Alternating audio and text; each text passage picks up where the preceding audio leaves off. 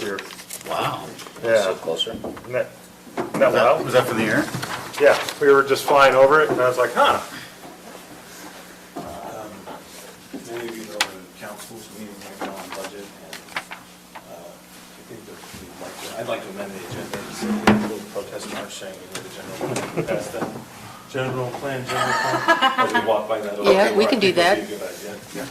You can do that. We can stand outside the window and do a cheer Do we have to have the site visit on the planning minutes? on the minutes of the meeting. Because I wasn't there. Well, it happened. Should we just say We just need to add in there, there's a site visit took place. So here's my on 8-year-old. such time before the With this meeting? Prior to the meeting. I Okay, didn't even think Lance about had it. to quiet So- something down. put something, Alleviate that whole. Oh, man. we don't have an employee ID. They keep saying how to log in. I don't- Where is it on here? I haven't done that. Is that my employee ID? Is my name? See, it's not. Oh, That's Anything on this year? the 740. We were What are you? up in, by Whitney Reservoir yesterday. 734. Well, the last 2 days. They should call it employee ID. It started getting snow. Is that what it is, that one there? Yeah, It started getting more snow. I am too. And I'm sitting there going, if I didn't have to work on Friday, I Well, thank you, Bailey. but I gotta work on Friday, I don't wanna get the trailer stuck up here. Are you gonna, And, then when I got home, I was like, yeah, I feel kind of bad about it. or I got home last night, This is a continuation. and, It's continuation. we typically do. We saw 4 moose, deer hunting, so we see all the moose in the world. And we see, Shane's gonna run a little I mean, Ben thought it was pretty cool. We saw one buck up there, he was about 30 yards away as we were driving home. And he jumped out of the truck and grabbed the rifle and then chambered around, and the thing was already in the wood pile. And then we saw, But we the can day start before, making I'm just decisions. So you gotta we saw a I've family, seen Dusty's you coming. know, with some, Yeah, I think he's coming. couple of antlers. You guys ready? Sure. The day before, I can't shoot it. Ready, Haley? Ready? You ready? Sorry, I didn't hear you. Well, good evening, everyone. Welcome to our Planning Commission meeting tonight. We're going to start with a word of prayer from Member Wilson, and then if you would please rise and join me for the Pledge of Allegiance. Our Father in heaven, we have humbly bowed before thee. We're grateful for the opportunity we have to gather in this capacity as a planning commission for the citizens of Morgan County. We're grateful for the citizens of Morgan County and pray that as we unfold this business tonight, that our minds might be attuned to the technicalities that we'll discuss. We might be able to make favorable decisions for these citizens. We're grateful for all we have, and we say these things in the name of Jesus Christ. Amen. Amen.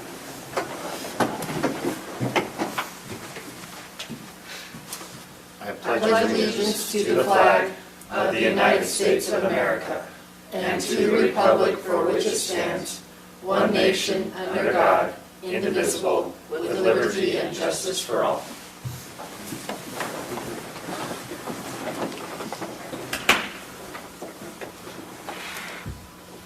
All right, let's move on to approval of the agenda.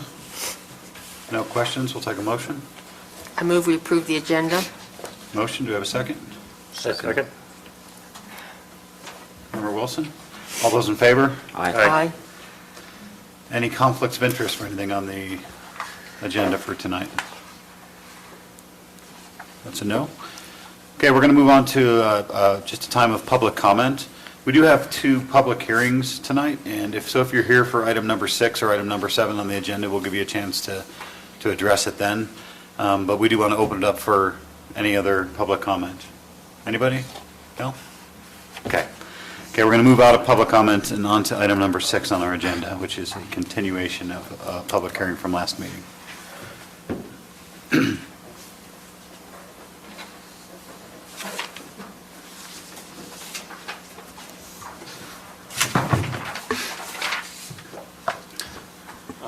Okay, good evening. The first item here is a continuation of the fencing ordinance, where we had a robust discussion a couple weeks ago, and I think we got a lot of good discussion and good topics for called out. Basically, it boiled down to, after looking at it a little bit, the existing ordinance we have is maintenance of the fence, lot size requirements, and when the fence installation would take place. I think that's the main areas that we kind of were talking about a lot, but we didn't really decide on in the code. I've also had some communication with members of the community, just concerned about the direction that we were taking, and that maybe it's a complex issue, as you guys are well aware. The whole discussion of fencing in and fencing out is one element. So right now, Morgan County is a fence-in county, where you are responsible to fence in your animals. So discussing that aspect of, well, do we want it to become a fence-out county, or are there portions of the county we could make fence out or open range? So you would be required to fence out somebody else's animals. And we felt like, you know, and staff thought about that, and maybe that's more of an issue that it's really, that is discussed in Title V of the Morgan County Code, and it's more of a policing issue. And so that's not what this ordinance is about. This ordinance is about, do we want development to be required to fence around when they come in and they have agricultural uses next to them, should they have to fence out? And what should that standard be? So that's the direction we'd like to go tonight on that. Yeah, we don't need to, this is a continuation of the public hearing, so could we see the changes that we drafted last time? Do you have those? Well, we didn't agree on any changes. Well, there was 3 areas where we were focusing on. There were a few tweaks that we went through. The only 3 areas left are the maintenance, lot size, and when. Right, and we talked about a lot of stuff, but we didn't actually. I think in the definitions, I thought we did. We made change to the definition. Yeah, 4 definitions: agricultural area, agricultural fence, livestock, and non-agricultural development. I have a few marks up in those, but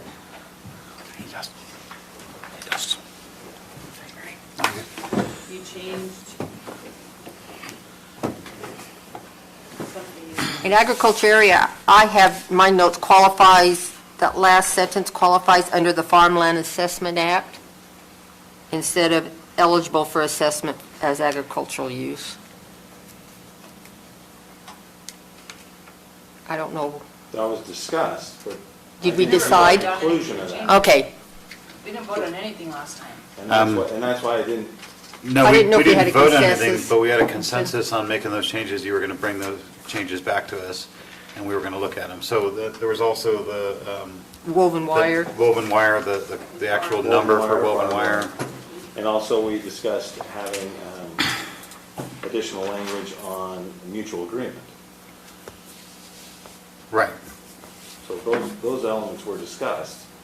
Anyway, I'm sorry, I misunderstood that. I did not have specific language. I know Gina made she made live changes when we were doing it, so. Yeah.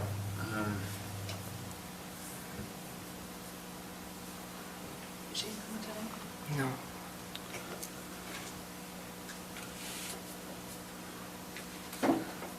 Okay, so do you want to just go through your notes again? I had mine handwritten down, I didn't write them on here. I can go through my notes if you like, and then you can tell me what I'm missing, or Okay. if I've Yeah. got something. That way we have something we can vote on. Okay. So under agricultural area, the first section is 821, agricultural area.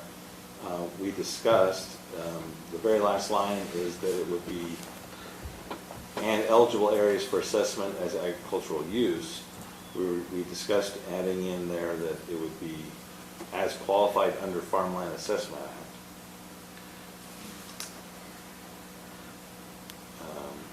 On agricultural fence, the NRCS standard was woven wire, and we added in woven or barbed wire.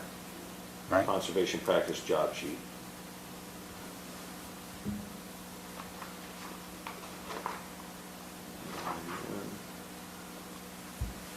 In Chapter 12, 8/12/42 subdivision layout and fencing requirements is how we had proposed it. We talked about B is livestock fencing. And then we had we had 5 standards under there. We actually added another one that would have been. Yeah, we corrected. We deleted 4 and changed it to ownership shall apply. See, I didn't give them clear read on that.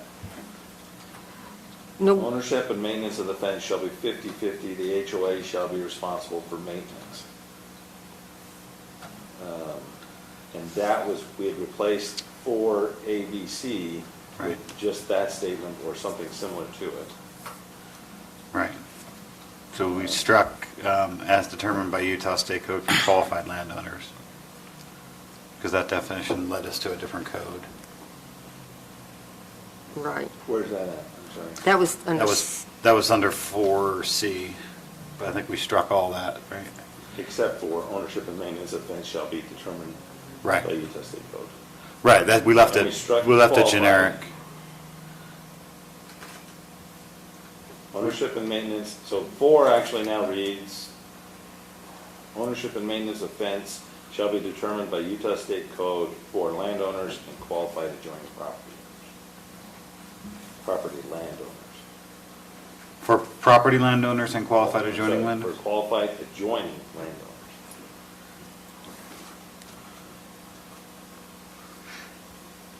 Okay, was that all the changes?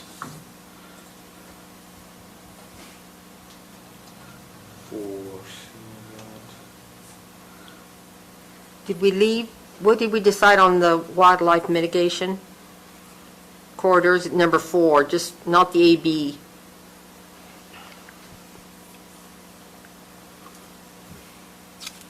Were we leaving that in about wildlife?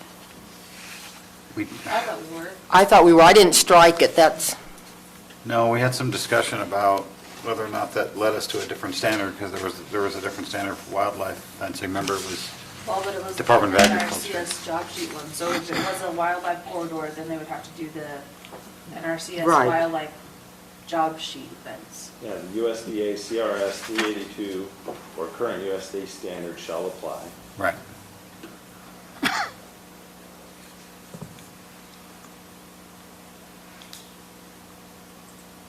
we I'm just, not sure where that- we So crossed we're- out the A, B, and C. We did, yeah. Yeah, because Because the standard would apply. cover it. Right.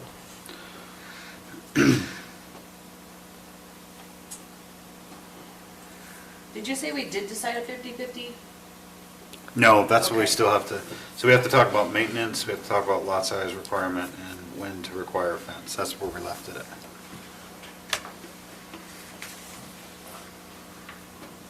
What, okay, number 4, going back, what wording did we cross out on the 4? Where did we end it? As determined by the State Division of Wildlife So- Resources? so We deleted A, B, C. Right. C down to the fence type. And then we took the bottom half of the language, as I already discussed, the ownership and maintenance of fence. We made that number 5. But we left the part of 4 all intact. The, I believe the upper section of 4 would say now, in development areas that include wildlife mitigation corridors,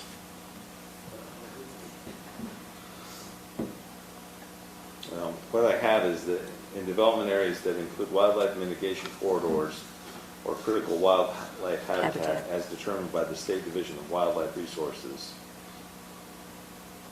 USDA CRS 382 or current USD standard shall apply. Yes.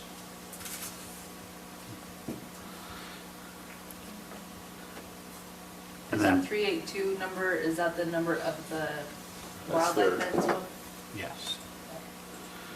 I didn't get those numbers, but we'll, Let me double check the numbers.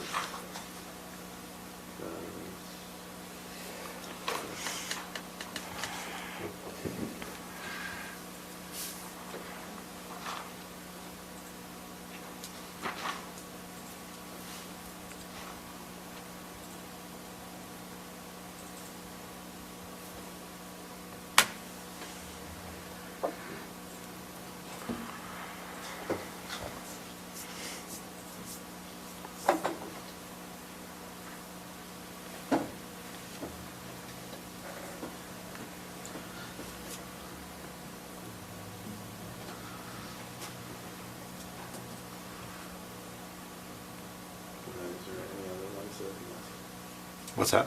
Is there anything else?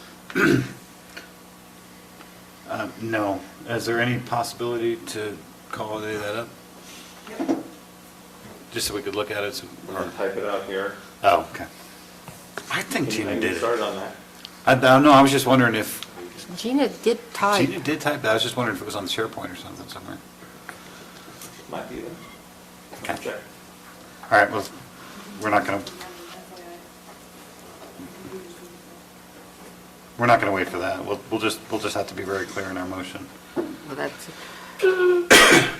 Okay, so for the planning commission, then the three unsettled areas before we go into public hearing again is that we're uncertain about maintenance of the fence. So what are the positions we have presented to us? 50/50. What else? The developer pays it. and then Developer pays it all. So the developer pays to make it, and then the landowner pays to. the keep lot it up. owner, the lot owner. Lot owner, not the farmer. Developer, lot owner, that was 100%, right? Yep. 100%. 50/50, what else? I would say that the only way that I would not be against that is if, let's say they were growing corn and then they decided to put cows on it. Then that's a problem, I think. But Or raise chickens, because chickens tear down so many fences, holy cow. chickens? That was a joke. Okay. Um, Well, they So have, you're saying abutting Yeah, a current livestock operation, if it abuts a current livestock operation? Yeah, but then at the same time, like, the farmer is gonna have his cows put in. well, let's just finish, let's figure out what our options are, and then we can talk about each one. So 50/50, 100% developer, lot owner, what are other options?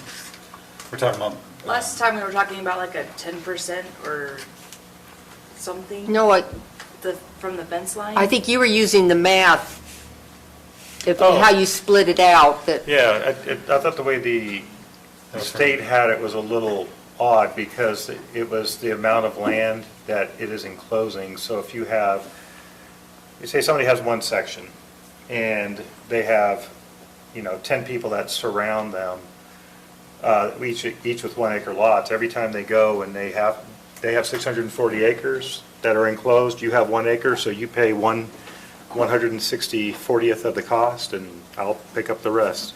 And so the guy with the big fence ends up paying for, in this case, over 99% of the fence over Every the life time. of it, because not everybody has these small lots next to them. So I think that is probably a no-go.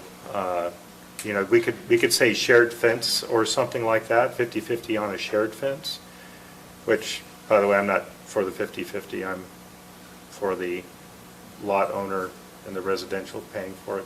But I think it's a no-go as far as like that enclosed area, just because whoever has the biggest piece of land will always be paying the largest chunk. Okay, so that's the third option. Do you guys think of any other options that would work? We had the I was gonna say- Idaho option. I was gonna say the Idaho option, which was every other year, it changes hands, right? No. Whoever's on the east side or west side, I don't for know. north and south? Yeah, I don't know. If you stand there and you look down on the left-hand side, whatever. That's Idaho's law. Yeah. Dave Potter, Is it on damage only or repairs every year? I think it was repairs every It's year. pretty comprehensive, so Yeah. I think it goes into the details of everything. I thought So it was repairs. there's the Idaho option. That encourages procrastination. I'll do it next year. Oh, you're picking it up next year? Oh, shoot. Okay, so can you guys think of any other potential option, or is that most of them? Okay, so we'll discuss pros and cons of those. And then for our lot size requirement discussion, 1 acre, 5 acre, We kind of discussed the 1 and 5. the 1 and Or 5. 5. I wasn't sure what was wrong with how it's written. Not sure.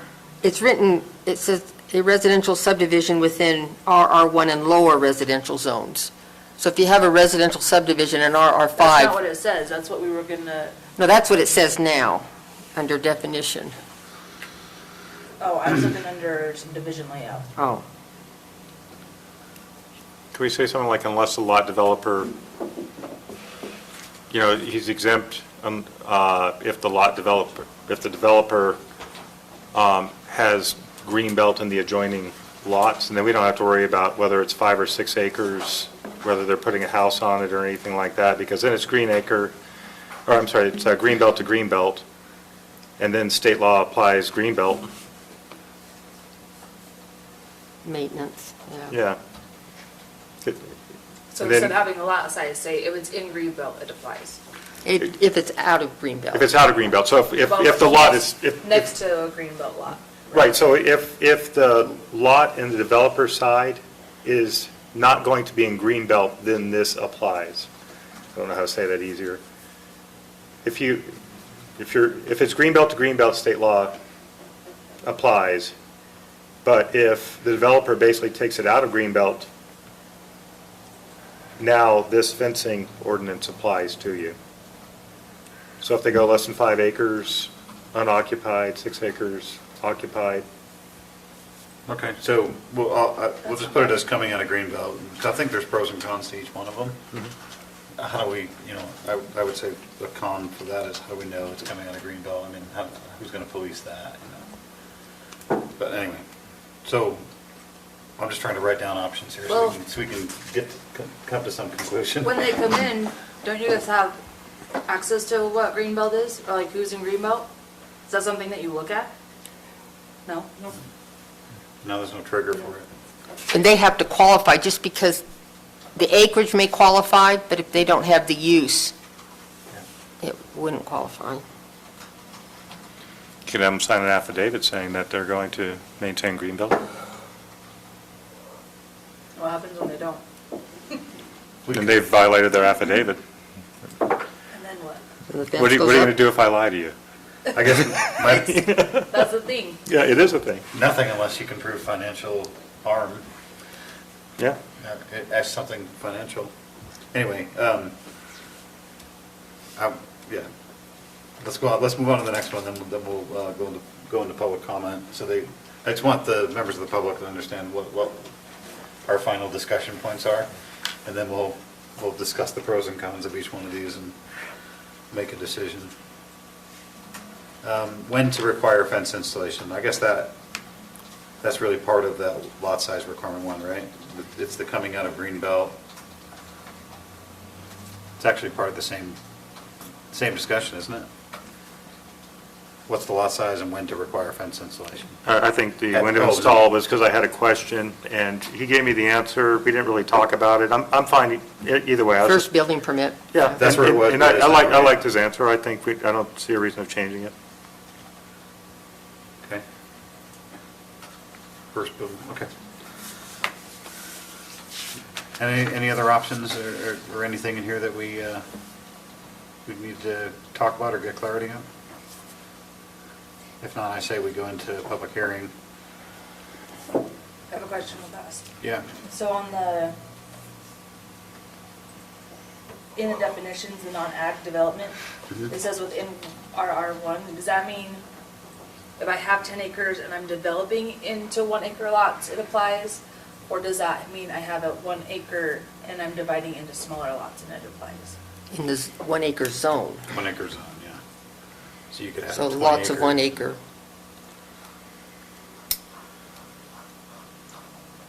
That was part of our discussion, should that be 5, right? Should that be R5 and not Instead of rural R1. ranch 5, not rural residential 1? I don't know if, I don't think we ever changed. It's still rural residential. Oh, okay. Ranch residential. Ranch. No, that's in the general plan. I think Yeah. in the code it's rural, It's still rural. Okay. residential. So that's one of our question marks, is should that be a 5, basically? Okay, anything else? In the definition, yep. No? How about we go into public hearing then? So moved. We have a second? I'll second it. I'll take it. All those in favor? Aye. Okay, we're in public hearing now for item number 6, so just ask if you've got a comment, just state your name and so we can hear you on the record. Thank you.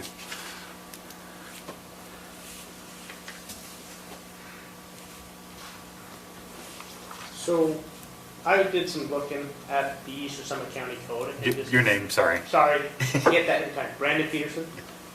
And I just adapted and added. Can I pass this out to you?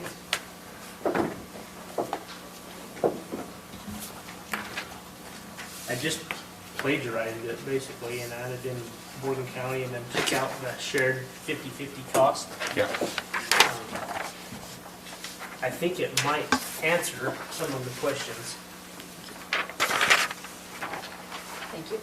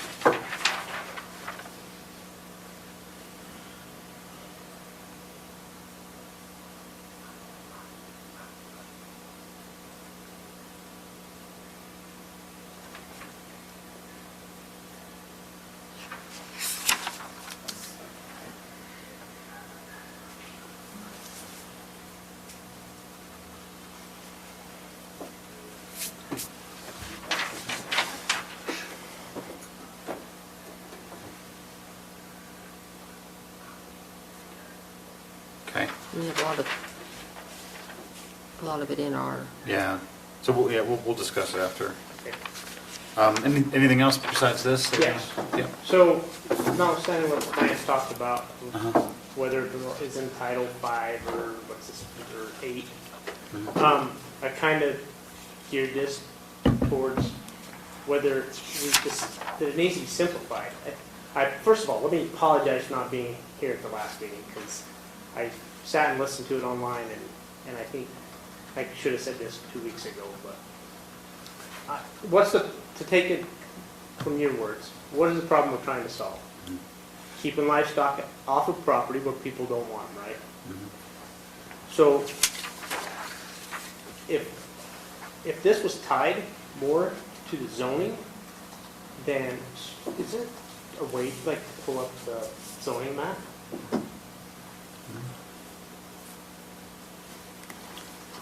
Well, it's been pulled up. If you put it in everything that was F1 and MU160 and made that a fence out area, that's saying the only reason you have to put up a fence is if you don't want livestock on your property.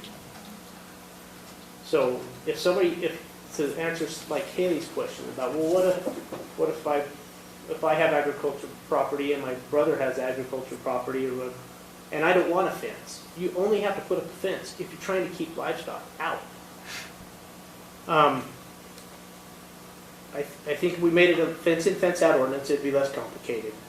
What I was trying to propose is that we take areas that have historically been agriculture and give us some protection for future development of adjacent property. So I think if you take a step back and just change the areas of the county that are F1 and MU160 to require livestock to be fenced out of areas where they're not wanted, you would resolve some of the questions that have arisen. A fence only needs to be installed in the case that development does not want livestock on their property. I think it's a much more simple way to trigger it. Back to, do you want to keep livestock out, or do you care if they're wandering across your lawn?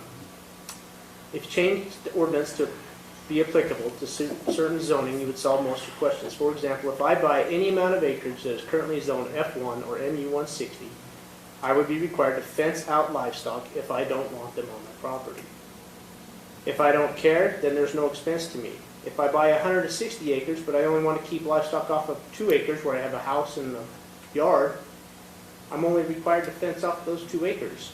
That's where I want to keep livestock out.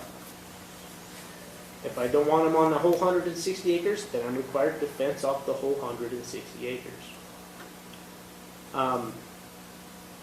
If the developer wants to keep certain kinds of livestock off their property, it's going to be their advantage to put up the appropriate fence for that type of livestock.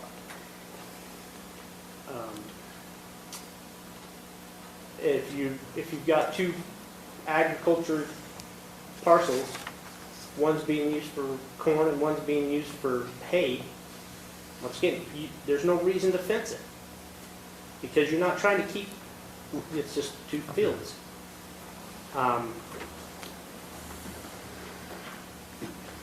Okay, Debbie's question about last meeting was about which crops qualify. And it does, once again, it doesn't matter. If it's a fence in, fence out, it's because you're only trying to keep livestock out.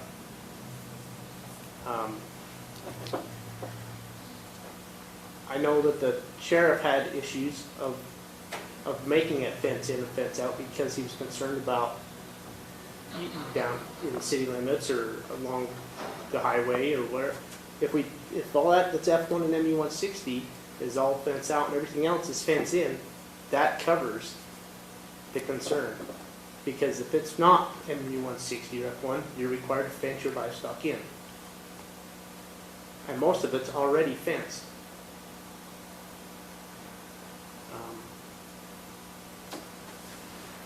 I don't think we need to have fences that aren't necessary and have it triggered just because somebody bought the property.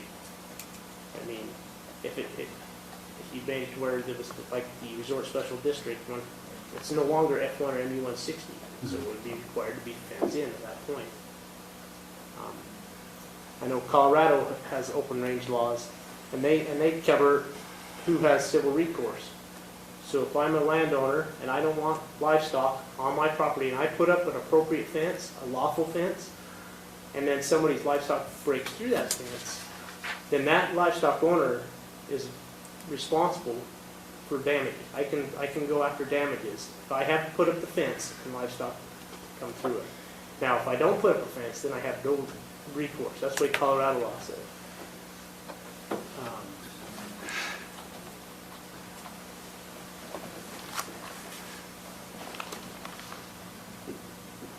I know that Utah is a state that is all fenced in, but the Utah Farm Bureau says there's several counties that have both areas, fence in and fence out. That's pretty much all I've got to say. Hopefully it made sense. Yeah, no, thank you. Appreciate it.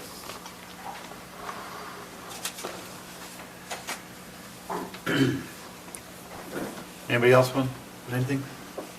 No? I move we go on a public hearing. Motion? Second? Second, Mayor Wilson. All those in favor? Aye. Okay, we're out of public hearing. Okay. This would have been great to have before our discussion last week.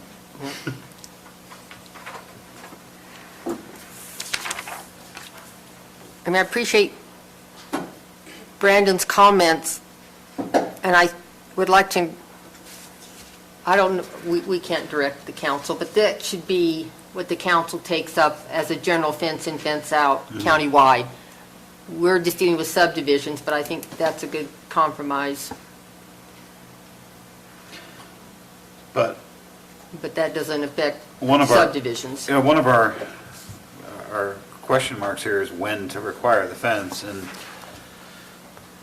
under livestock fencing here, agriculture C, I think it gives us an option to apply this, right?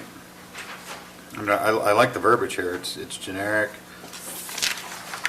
Under, yeah. I think that's your trigger point. Where would you insert that in ours? I don't know. I guess under definitions. Or maybe. non-agricultural development. under the Yeah, definition under the there, definition of non-agricultural development. just saying, So what would that Adjacent say? New non-agricultural development, let's see. Maybe, hold on, shall be improved. No, that's not, I wouldn't go there. no. I guess it would go under livestock fencing. B, 81242B. 12, 52.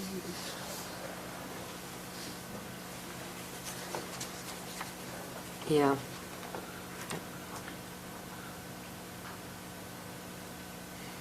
I like the verbiage there, it shall not be approved unless. well, and that, it's titled livestock fencing, so it. Yeah. I agree, this is simpler.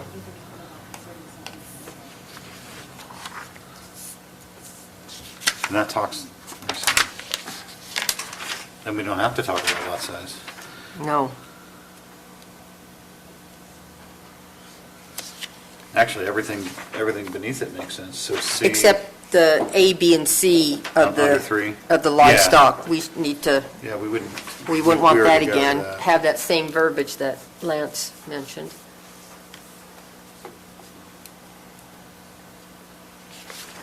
So just insert C, Yeah, insert, C for RB.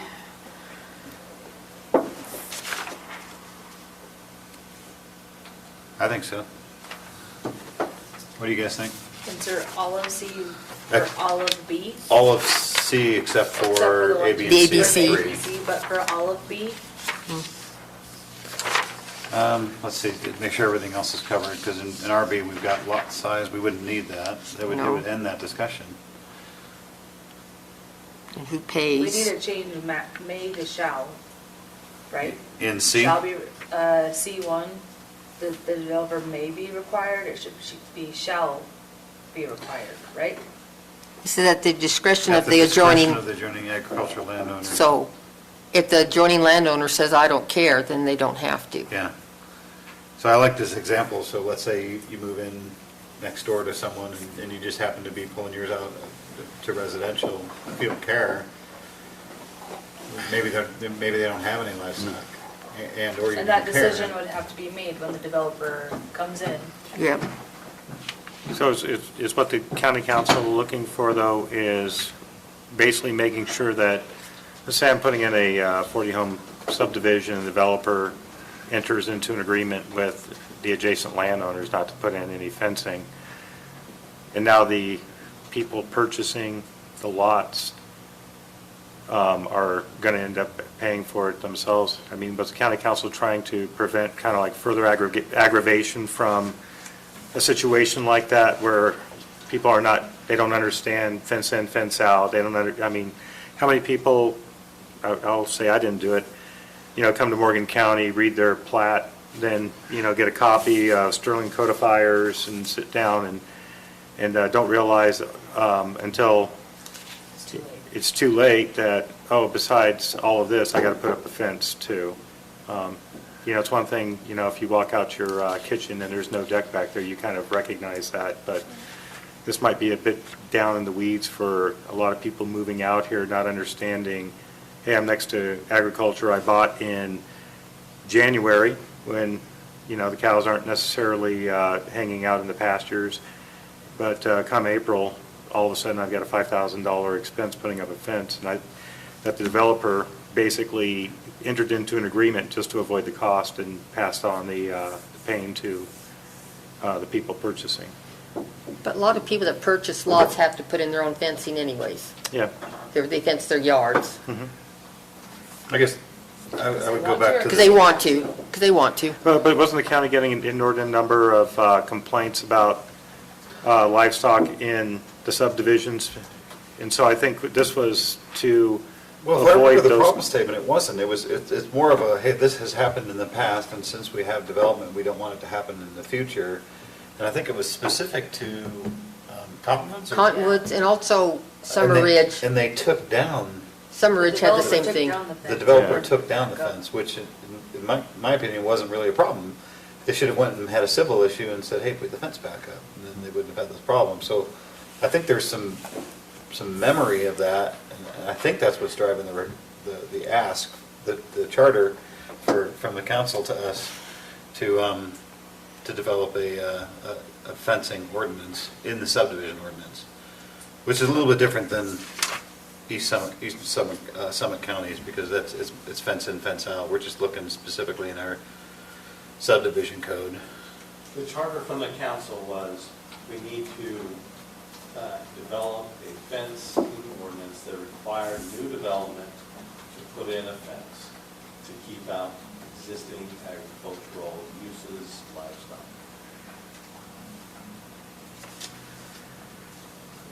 So thanks for that clarification. That clarifies the problem statement. Yeah, so our charter is to, let's see where we're going, to develop an ordinance that requires new development to put up a fence, to pay for it. Did I restate that accurately? Okay. Okay, so we're back to the to answer the question. That's a great question. It's a great consideration. I don't know, but it's So on. we would be beyond that if they entered into this if they entered into an agreement. But I also like the fact that this gives an out for small subdivisions.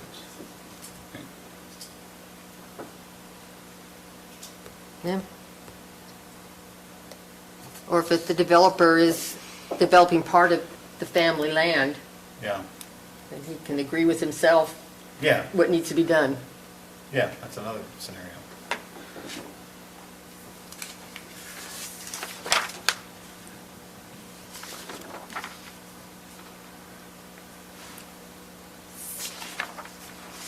I'm just trying to mentally read what it would say. So under livestock fencing now in our subdivision layout and fencing requirements, what we're proposing is that it would say this. It would say, instead of it saying all non-agricultural developments that border agriculture areas shall install an agricultural fence, what we're recommending or considering recommending is this, which says new non-agricultural development immediately adjacent to an existing agricultural operation shall not be approved unless the developer and/or subsequent owners of property within the development assume the responsibility for fencing and the cost thereof for fencing out livestock in accordance with the Utah Code. That covers the same thing. I think it says the same thing. All major developments, including residential subdivisions, commercial and industrial operations, and other projects that border agricultural land shall be the subject to the following fencing considerations. Maybe considerations is a little bit weak. Should be Fencing rules, fencing fencing requirements. requirements.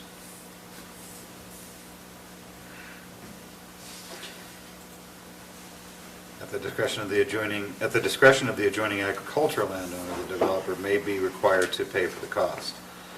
So, can you think of a scenario in that, Chris, where a developer comes in? Can you think of a scenario where the adjoining agricultural landowner would say, nah, don't worry about putting a fence. It's in my best interest if you don't. I don't know if that would happen. If the code requires them, I mean, I don't know. Other than family. Other than family. Yeah. But then subsequent landowners. This might just actually be more simplified wording than what we were going around and around. Yeah, I think so. Yeah, I think. Yeah. I think it still covers it. Yep. Maybe I'm thinking of a situation where perhaps landowner may be leasing out the property for grazing to a rancher and anyway, just passing back and forth. I don't know. Something that to that effect may be applied. I don't know. But that's between the landowner and the leasee. Sure. Yeah. Yeah, and this is saying new development immediately adjacent to it. So if he's not developing it, then there's no requirement for a fence, right?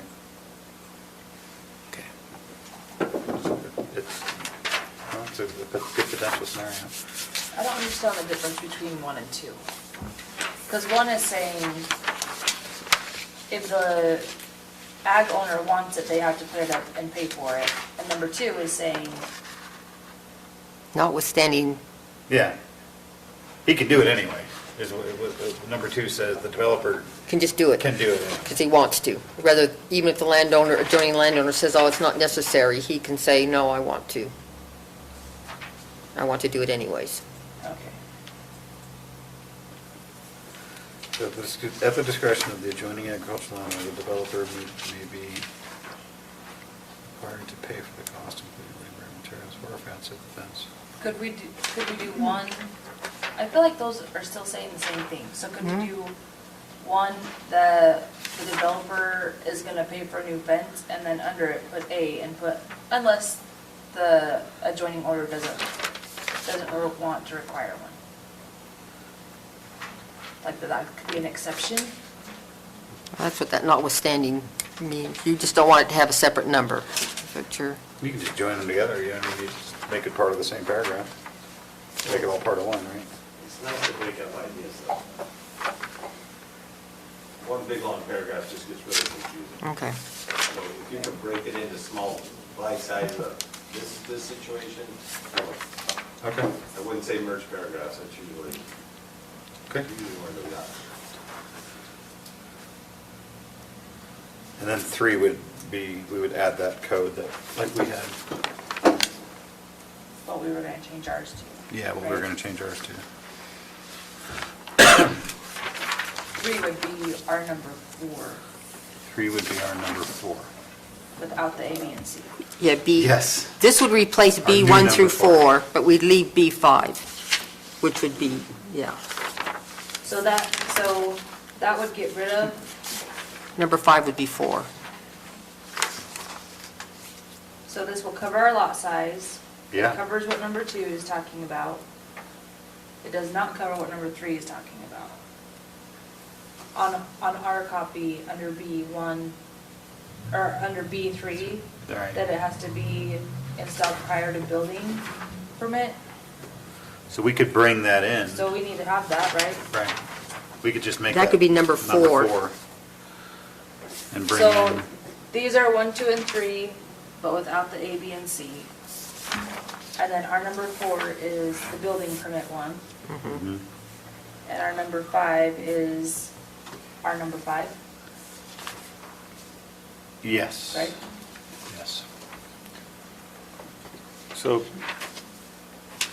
taking a step back, so we're doing prior to building permit, is that correct?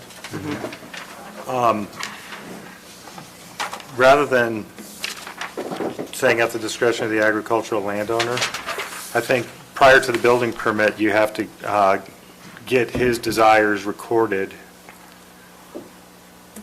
whether he wants the fence or not, because if you don't, Well, part of the building permit checklist would be fencing. They would check They would have that. to check that. okay, would you actually go to the adjacent, or to the agricultural landowner that's adjacent to the development, or owners? Just off the top of my head, so this would have to happen during plating. Mm-hmm. We would say, we would add a plat note that says the adjacent owner, well, that they will or will not be fencing it. That would be, we would have to have that letter and that agreement from the adjacent landowner at plating to put a plat note to state what the rules are. Okay, so that will be taken care of. Well, We have to. should, But plating is after building permits, or before? Oh, before, okay, just making sure. Okay, so I would think this would have to be documented and recorded through the plat. okay, So the plat would be where we would say, where these determinations would have to be made and put on the record, and then they're got to be completed before we issue building permits. But So you- does one of our numbers need to be that we have an agreement between the developer and the landowner Or do you just say, to do or not do a fence? or just say prior to plating, Well, the requirement, should be Mr. required. Peterson's copy is at the discretion of the landowner. It doesn't say specifically when, but Just prior to plating. Clarify those rules before we finalize the plat. So insert prior to plating, at the discretion of the agricultural landowner, and prior to plating, And the plating. developer. Yeah. Not, yeah, would it be and or just at the discretion of the adjoining landowner prior to plating, the developer may be? Yeah. Prior to. No, that wouldn't be there, would it? Hold on a second. At the discretion,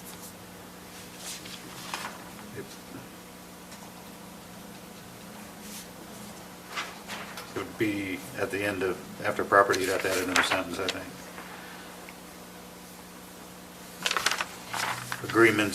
Agreements must be recorded, or agreements shall be recorded on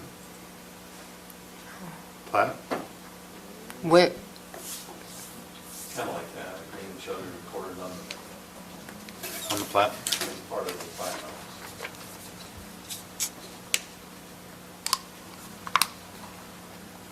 At the very end. Yeah, it's just a new sentence after one. Yeah. The Any agreement- agreement should be recorded on the plat as a plat note? as a plat note.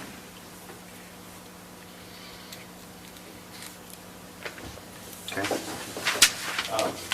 Final plat or preliminary plat? I would say final. final. Final. Yeah. Okay.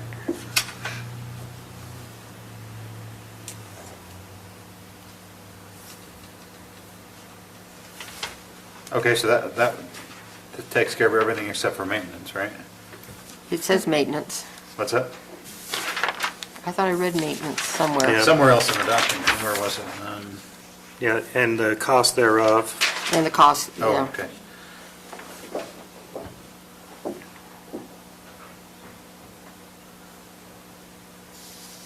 The developer may be required to pay for the cost.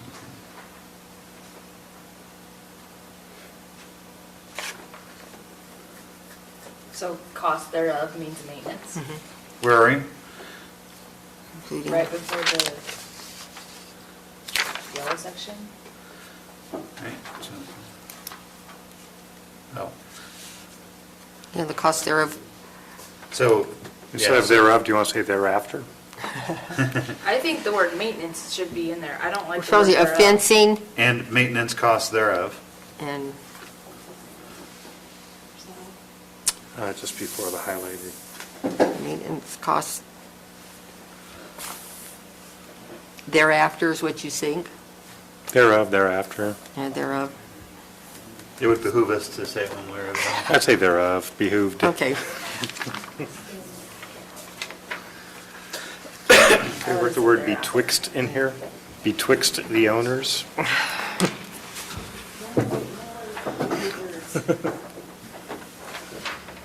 So do we have all of our answers then? The only thing is, So they're doing 100% of the maintenance. Yeah. Okay. But it's in a different verbiage. That's, I think, cleaner and. And this is the development though, which, so the development would mean all of the landowners inside of that development, right? Yeah, whoever develops that. that Have lot. to be through the homeowners association Yeah. covenants.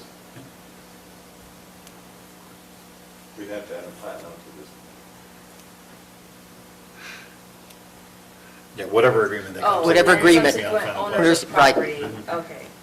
Within the development.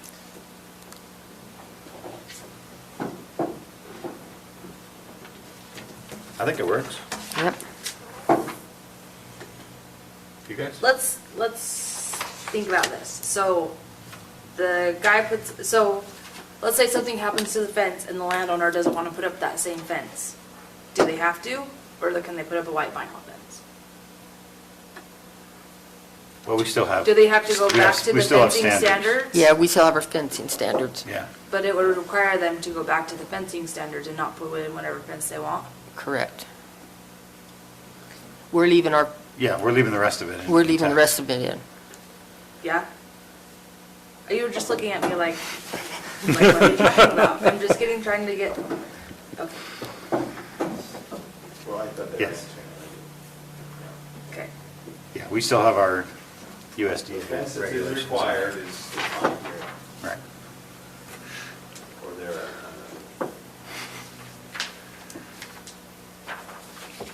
And Lance, is major developments, is that actually defined? So when it says all major developments, is there a specific definition when this would get triggered?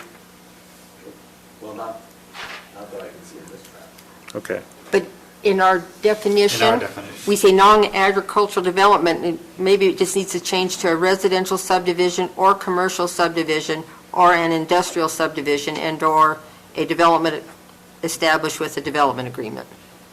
Where That's, are you seeing major development? Chris? So after the sentence after the highlighted, it says all major developments, including residential. So how about if we just strike from major developments through including, so all residential subdivisions, commercial and industrial operations, and other projects that border agricultural lands? Or, Yep. or all non-agricultural development, Yeah. since we already defined it as if non-agricultural? we, Yeah. yeah. Yeah. I have another question. So in our livestock definition, fur-bearing animals are in there, and the fences that we are requiring are not gonna stop fur bearers.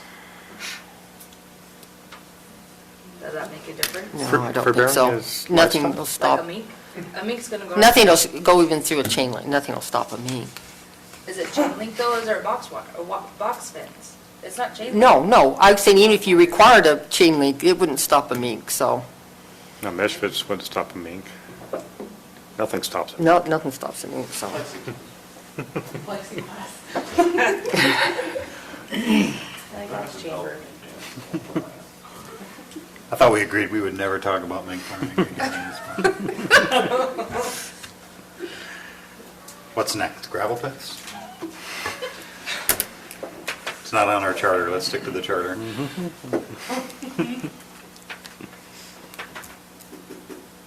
Okay. Are we clear? The only thing we need, Not on the mink yet, actually. no, there's nothing you could, We're Well, not. but if, We're not gonna I'm just talk about giving it. a scenario, okay?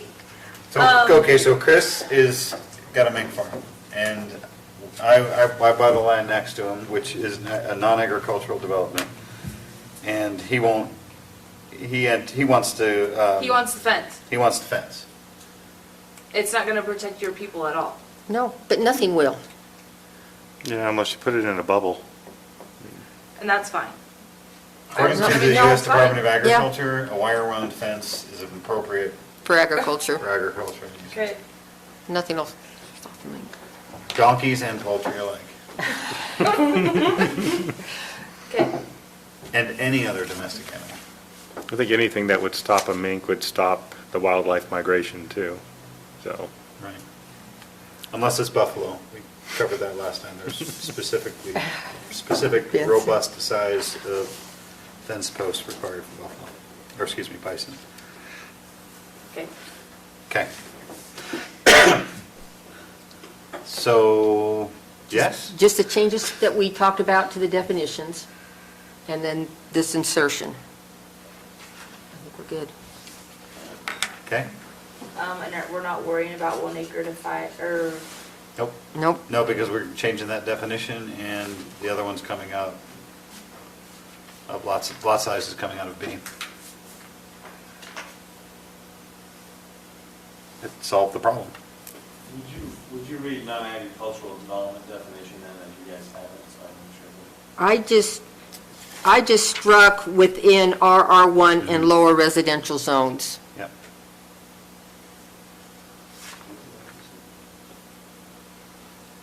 Or a commercial subdivision.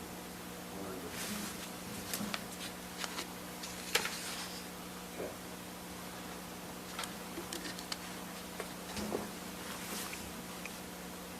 Okay? Okay. Shall we make a motion on this? How does, Mr. Chair, how is Bailey, do we need to read this insert, because we've made changes? The livestock fencing? Yes. No, I caught. You have the original so that you were able to, We can Or do you want to read it? We can review it if you'd like. All we're doing, we're, what's you that? want us to read it and verify? Okay. I've got it. That's up to you guys. You guys are the ones voting and making a recommendation, if you want clarification. Do we trust Bailey? Yes, I would hope so. I hope so.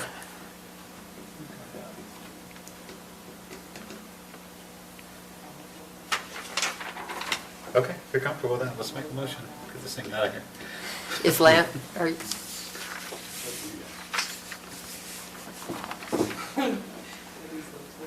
No, that's fine.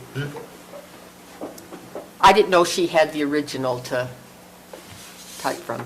I found the code. Oh, from Eastern Seven County? Oh, okay. Yeah. Well, there you go. So just for my clarification then, so for fencing and the maintenance costs thereof, and the next sentence is all non-agricultural developments. And then we struck through considerations and made it requirements. And then we added this sentence at the end, agreement shall be recorded in final plat or something thereof. Whence about. So, The only thing we don't have is Lance's wording for livestock mitigation, Migration. migration, excuse me. Yeah, that's okay, he said mitigation 3 times. We let it go. Chris was twitching over here, but we let it go.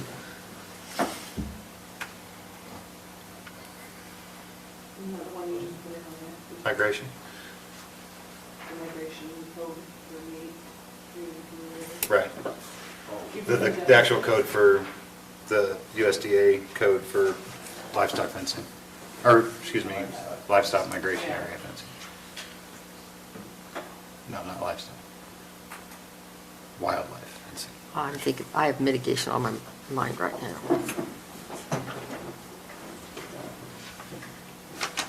So with those changes, you ready for a motion? Do you have the changes to the definitions, the 3? Okay.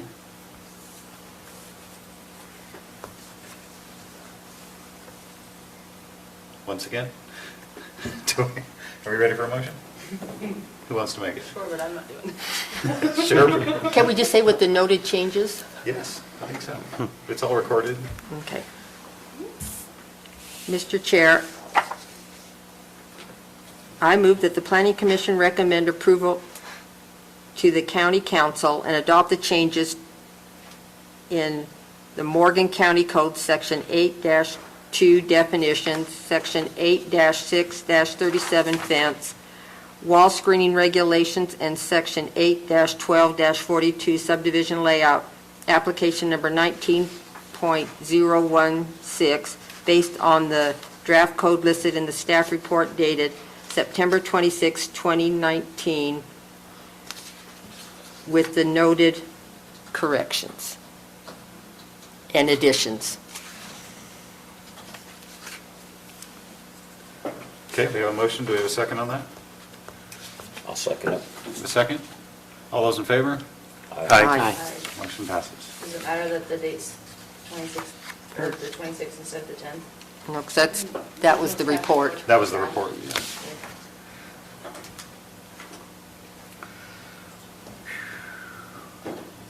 Thanks for bringing that. Yeah, thank you. Where were you 2 weeks ago? Yes. Our meeting would have been an hour shorter. But we added another hour on tonight.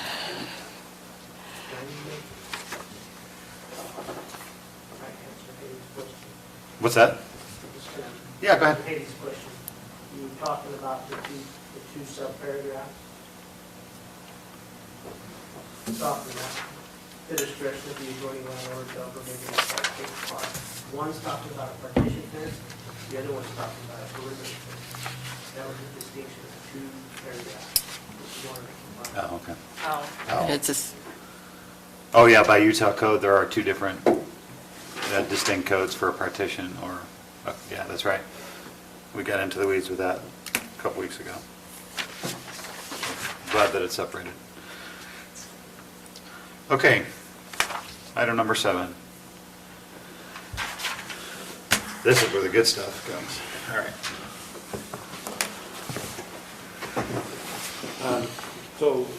We've had several discussions about the need for a lighting ordinance in Morgan County to address, obviously, dark skies and just the quality of life and the atmosphere of the county. So the staff developed and drafted this ordinance. I'd like to walk through just a few little points. Just as we talk about why do we do a dark sky and what is it needed, and we talk about in the ordinance itself that the purpose and intent is to reduce, eliminate, and prevent light trespass, reduce, eliminate, and prevent unnecessary and inappropriate outdoor lighting, reduce, eliminate, and prevent the effects of outdoor lighting on wildlife, prevent unsightly and unsafe glare, promote energy conservation, maintain nighttime safety, utility, and security, encourage a minimal light footprint in land uses in order to reduce light pollution, and promote and support agritourism and recreation, including the pursuit or retention of accreditation of local parks and international dark sky association. And I just pulled some things off the internet that kind of illustrate. I mean, here's the light pollution in the United States. There's kind of Utah in the red circle. We're pretty good except for our urban areas. And the whole intent is just to keep that, that dark atmosphere. And there's other benefits that we've discussed. Here's Morgan. You can barely see. This is Pleasant View, Harrisville, Ogden, and of course Salt Lake City's got quite a bit. We're right on the perimeter. We've got the mountains that kind of give us a buffer from their night lighting. But this was an interesting, we're impacted already, and we need to start developing it. What is aluminum? We talk about in the ordinance a lot of what is aluminum, how much is required, where, how high can they go, that type of thing. So just, again, some things, I can't really totally go in depth on it, but just generally speaking, full moons, 1 lumen, so that level of light, that's a lumen. Cell phone, 20. I can't even tell what that is now. A light bulb? Light bulb is 450, and actually Debbie and I were talking earlier, light bulbs can be up to almost 1,000 lumens depending on your type. And then the headlight is what I think that is. Yeah. 1,500. So just to give you an idea of the different levels of what we're talking about. So as we read through the ordinance, we can do that. Some other terms that we discuss is just, it's cut off, and full cut off is, I believe, what's required. And you can see this, going back to the beginning of my career, I dealt with lighting and lighting enforcement in development areas, and this used to be the standard. It was the way we went, and there's no reason that we can't go to these new standards. There's been a lot of progression in the type of lighting, and it's just simply a matter of, let's buy the right light rather than the wrong one, and we can reduce our impact to our area. We required all this. The Wasatch Peaks, coincidentally, is they're going to follow dark sky standards for their development agreement. So, keep that mountainside dark, or at least as dark as possible. This is just another, I thought, a little informative. This light up here is doing no one any good. This is a little bit, actually just impacts the glare as you're driving along, and you're really just getting, it's not actually lighting what you want lit. If you go with a non-cutoff, only 40% of it's where you actually want the light. And the standard what we're trying to enforce is that the light's where we need it. And that will actually help the environment, but it also helps safety and impacts that way as well. I just thought this is this kind of shows the glow that can come. I'm sure we could go outside tonight and see a little glow coming over from Salt Lake. Do we really need those impacts? And it starts with little ordinances like this by local government to reduce that. Some of the terms we use in the ordinance are light trespass. You can see this light here is obviously going over the fences. It's illuminating the backyard where they want it, but it also goes substantially to a lot of other places. Then there's glare as you're driving at night, and you do get this, and if lights can be trained down, then you're not getting this other light impact. that's affecting your driving and what you're able to see. Sky glow, of course, just kind of lit up. As a side note, this is what I call dense development. I know that's not part of the discussion tonight, but that's dense, not 1 acres. Anyway, just.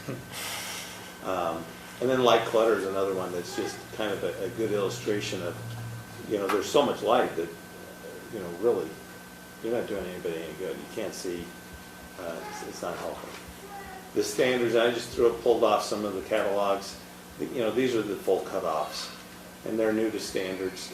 These are wall packs that, seriously, 20 years ago, it was fighting tooth and nail to get them to do this. The wall pack, the light actually just kind of, if you can take this light and turn it sideways, it's just showing out everywhere, up, down, sideways, and it's like, well, if I can put one big wall pack on the side of the building, I don't need any more. And that saves a lot of cost, but at what impact? And it clutters everything. The new wall packs standards, they'd have to have 2 or 3 of these, but they'd still be able to have actually the area they need lit better. And here's some illustration of some full cutoffs that are illuminating the night street. And then here's another example. These lights on top, going out, you can see the glow. It's probably coming from other areas as well, but it's illuminating everything. But here we actually, and this is really a good standard of the new standard of lights with LEDs, how bright they are on the street surface, and that level of light would be safe, very safe environment, but it's not polluting into the dark. So that's kind of what we're after. And what we're trying to get at with these standards. And so we talk about all these different issues of how lighting should happen and where it's going to happen, the light colors, the hours of operation, recessed canopy lighting, requiring that. And kind of there's the level of light that we're going to control and the type of light fixture. And so we don't get the trespass. It's lighting where we want. Parking lots is a good example. We want the parking lot lit, but nothing else. And that takes a couple extra light poles maybe, and there's impacts. You can't just put one light in the middle and have it shine everywhere. There's going to be some thought and design to it, but that would be the requirements that are outlined here. I don't want to read through every little bit of it, but I would be happy to answer any questions. And if you would like to walk through it line by line, we can do that as well. I forgot, of course, but I'll end my presentation. I think we need to kind of at least go through it idea by idea, just so we're all clear on it. Do you want to do that before public hearing, or do you want to do public hearing first? Let's do public hearing first. Okay. Can I make a motion? We go into public hearing. Okay, do we have a second? I'll second it. All right, we're not, all those in favor? Aye. We're now in public hearing for item number 7.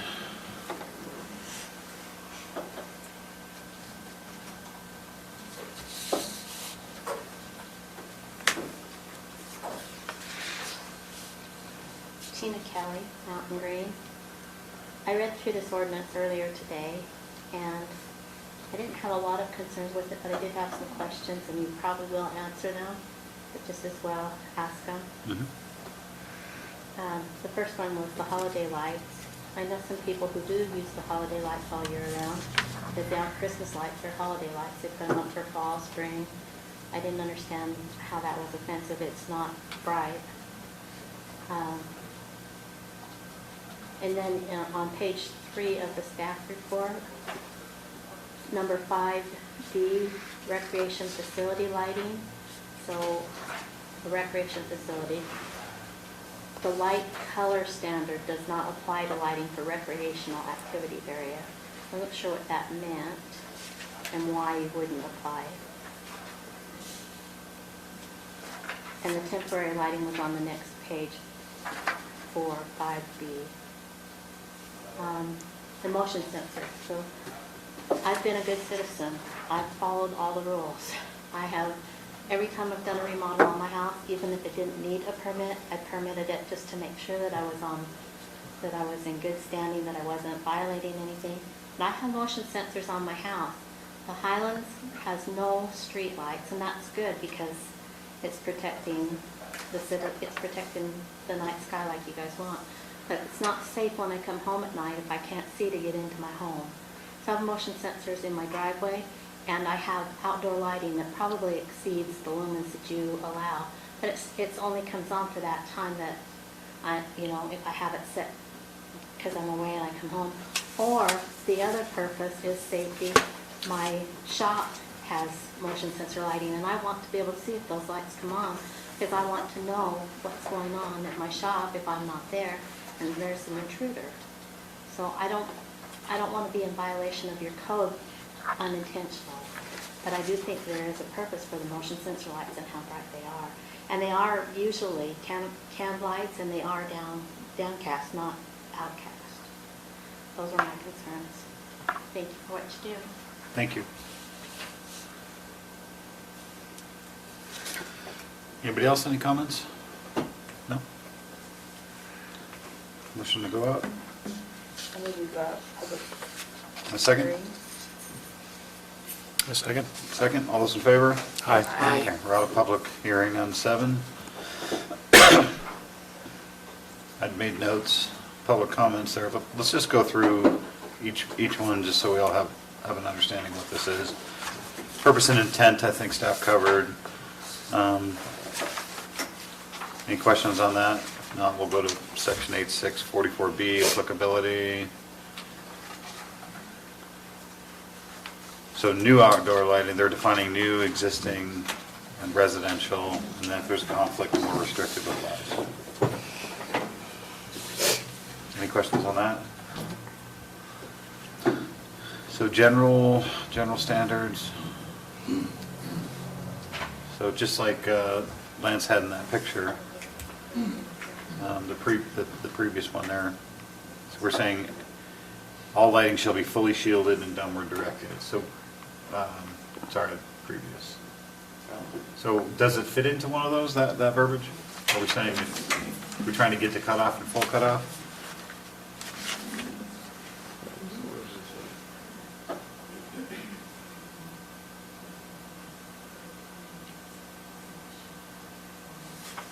Well, this is written more generally than those more English returns. Would we have any trouble defining that? I don't think so. Fully shielded and downward directed? Okay. I think that's. That looks I like think full, that's that looks like better. full cutoff, yeah. Yeah. So the intent is don't shine it out.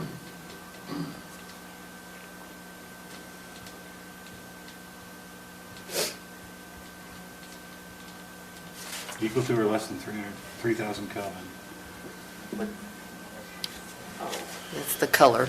So. Here you go, Gary. 5,600 daylight. So this is 1,000, that's 3,000, so you'd be in this red to yellow range. Thanks. Everything else is like, that's up to 10,000, the white. The bright blue. And that's lumens? No, that's Kelvin. Kelvin. That's the- color. Yeah, Kelvin, that's the, Oh. it's the color temperature. in Kelvin, for each Kelvin.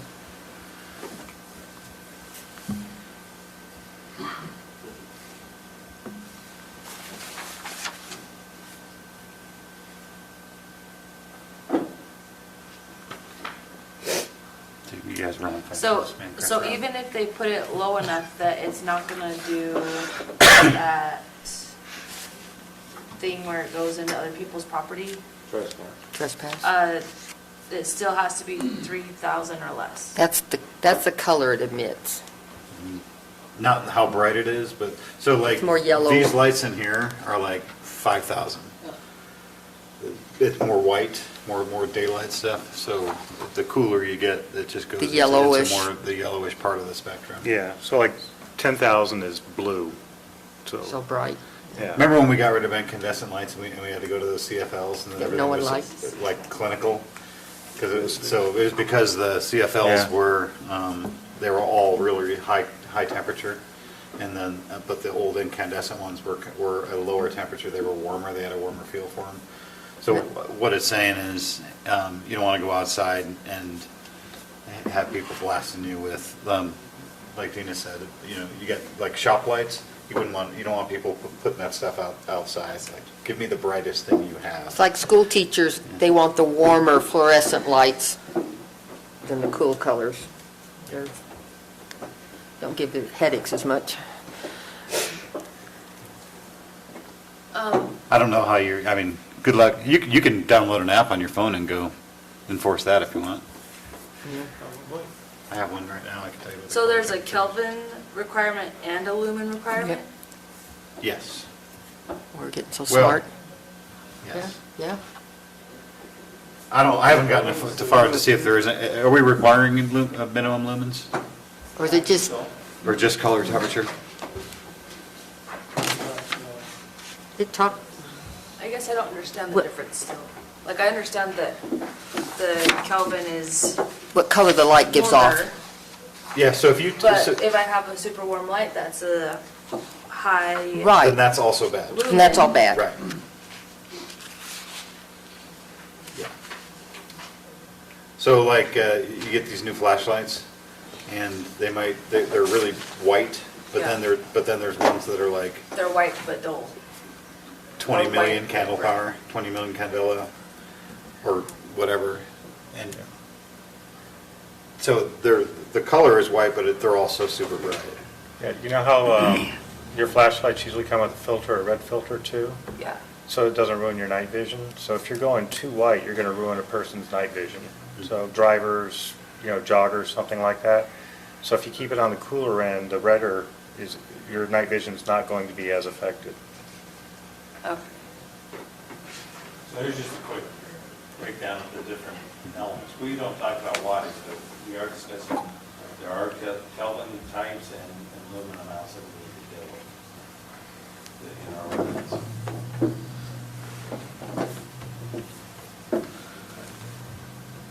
So we do talk about Lumen. lumens later on, Yeah. but for now, in general standards, we're just talking about color temperature. So from general, we move on to specific. I had one question in the specific standards, number 2. The flashing and flickering lights are only for commercial, industrial, manufacturing.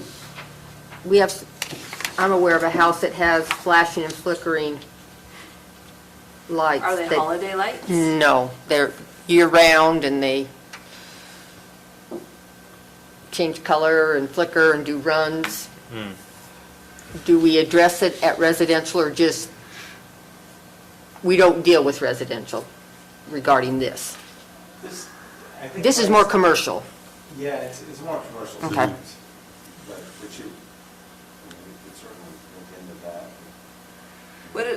What if they're flashing or flickering, but they're under 3,000 kelvins and under the lumens? Then they won't be too bright, then. That would be fine, The impact would yeah. be minimal. Yeah. No, that's fine. Minimal, but be less. Just probably when we're doing development agreements in residential, that we address lighting, be more specific too. Just on the residential, but. So So are we gonna make a separate, are we gonna do a separate one for residential? It talks, This includes the residential, but that particular standard. it did not, yeah, that particular specific standard. is Is for business. commercial and, yeah, that was, So the general, all outdoor lighting shall be fully shielded, no directed. So anything that's in the general standard is for all, right? That's, yep. And then specific is commercial. And resort. plus others, yeah. Yeah. So unless you had a really large business in your home, you wouldn't have any parking lot lighting. Too soon? And then the recreational that Tina brought up regarding the color, it's exempt from the From Kelvin. Okay, so recreational facility, recreation. The light color standard does not Yeah, apply. because you need brighter You need lights for Baseball or, baseball yeah, diamonds or whatever. football. Pickleball courts.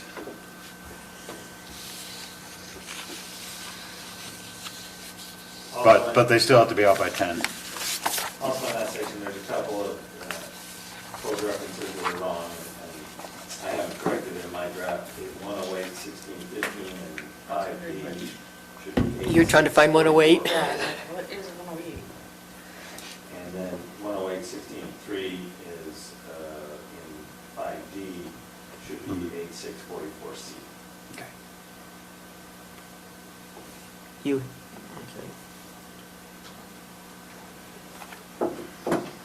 Okay. So for side lighting, it refers us to section 810, are neon signs prohibited? Because I don't see that as prohibited in there.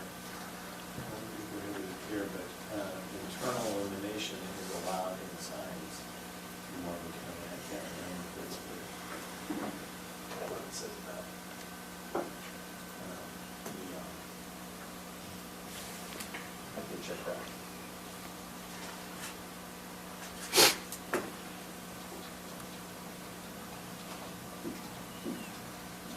While you're checking that, we'll go on to 8644E if you guys are ready. Exemptions.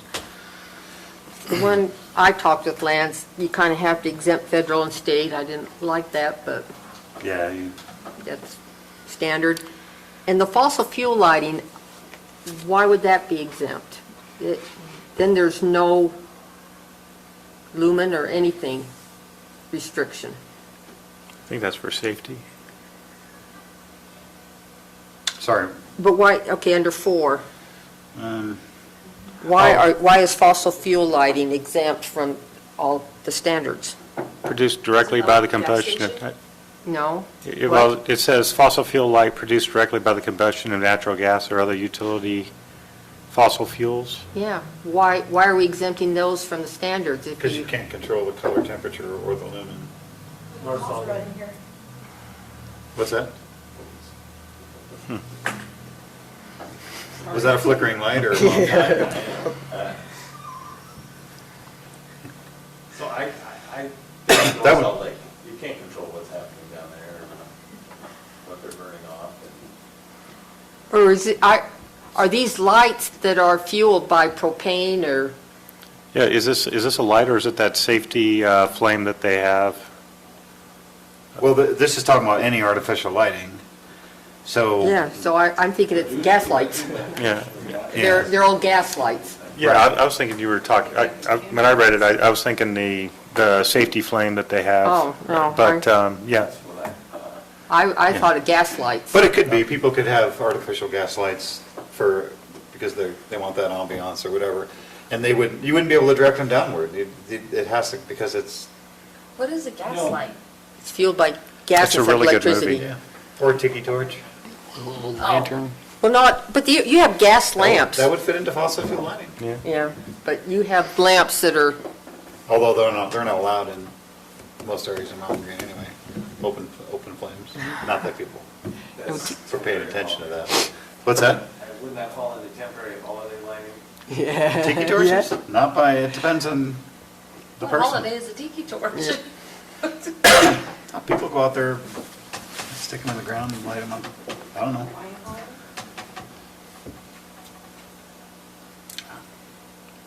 Speaking of holiday lights, So just follow, since you can't control it. Yeah, there's nothing but you do we can want to do. allow, I guess, different matter. I don't know. Okay, that's fine. I just, I have a question on the flag lighting. It says the light shall be downward directed from the top of the flagpole. What about people that have them shining from their houses to the flagpole? Like, Or- as long as it's a narrow beam that's illuminating the flag, but if it's going horizontal, it'll be trespassing. well, it's going Up. up to the flag. Yeah, But then it's- people who've got flagpoles, they've already got money invested in uplighting. We don't want that anymore. We don't, So for, We don't want it anymore. No. Okay. because that, When are these going into effect? I still need to put my flagpole in. Just kidding. well, it's actually cheaper now because you get the solar ones that are downlit, and it's got a little solar panel on top, and put it on top of the flagpole. Yeah, but some of Yeah. those flagpoles are up there. How do you get up to do that? Well, this is under exemptions, right? yeah, these are exempted, yeah. So, provided it's in compliance with the following. Maybe we just take away A. I mean, we don't have a lot of flags in the county, you know. We have a lot of people, a lot of retirees that like to have a flagpole out in front of their house. But these are for new. They can- So I But this vote isn't that for we new, take though. out A under federal and state flag. Because B says it has to be narrow and it should only be covering the flag. In all wind conditions. I agree, and if we're exempting it, and federal law says it has to be Lit. illuminated flag at Federal night. law? The flag code is a law. Is that, are you sure? Mhm. Yeah, US code. You have Yeah, to, you have you have to flags light supposed it to unless be you take lit. it down at night. Yeah, at nighttime you have to light it. Well, that's supposed to be- Yeah. Not that anybody except for, well, I'm not going to group them together. Mine's lit. So is ours. Let's take out A. I agree. Okay.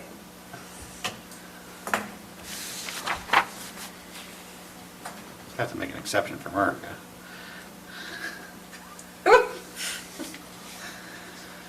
Holiday or festive lighting. Can we say on the flag? What is line- Festiva? On the what? Sorry, to go back to that, It's though, the festival for the rest of us. can we say for residential, Okay, I agree with that. on residential use, fine.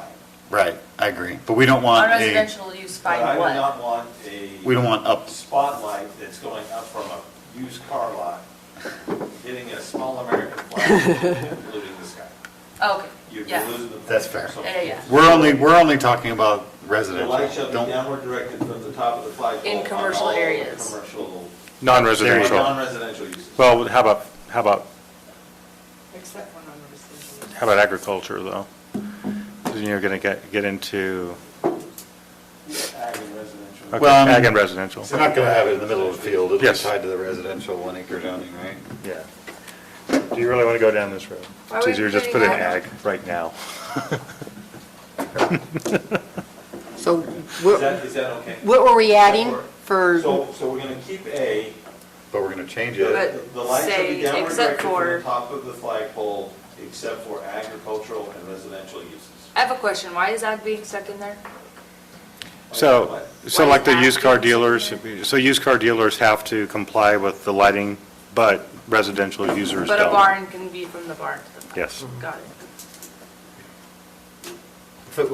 What would happen is if you get a new subdivision comes in and they'll put the state flag, the American flag, and then Ivory Homes or whatever. And then they'll say uplight. they're just they'll- lighting the flag? Yeah, they're just lighting the flag, but they're really highlighting Ivory Homes or whatever. So, okay. They're advertising. Awesome, okay. Festiva? Do we need to The define- Festivus? In B, I know people who have permanently installed their lights because they don't want to get up on the ladder in December, in January. That doesn't happen. So, Well, but there's holidays throughout the whole year. That's, And you can be festive throughout the year. yep. so you can light the holidays year round? Yeah, there's no time. Because there's Christmas, obviously, and then there's winter, so blue lights, and then Valentine's for pink lights, and then, I'm being serious, my mom decorates every holiday. I think as long as we say that it doesn't create a hazard or a glare nuisance, we're fine, and just end it at that. Provided it, and then eliminate the subparagraphs. For residential uses provided, they shall not create a hazard or glare nuisance. Because people don't always have them plugged in, you may have them permanently installed, but not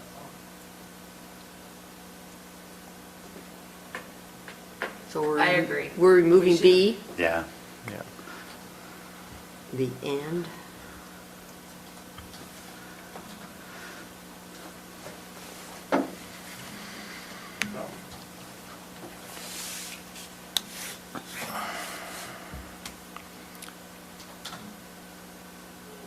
I'm gonna have to go home and do the math on my little output light sources. What would be an example of a low output light source? Those little ones you get to uplight flags from Walmart. They're Path pretty. lights, right? Yeah, path lights too. Yeah, Yeah. Basically, those solar ones you get, like to light Okay. walkways. Okay. 105 is pretty low.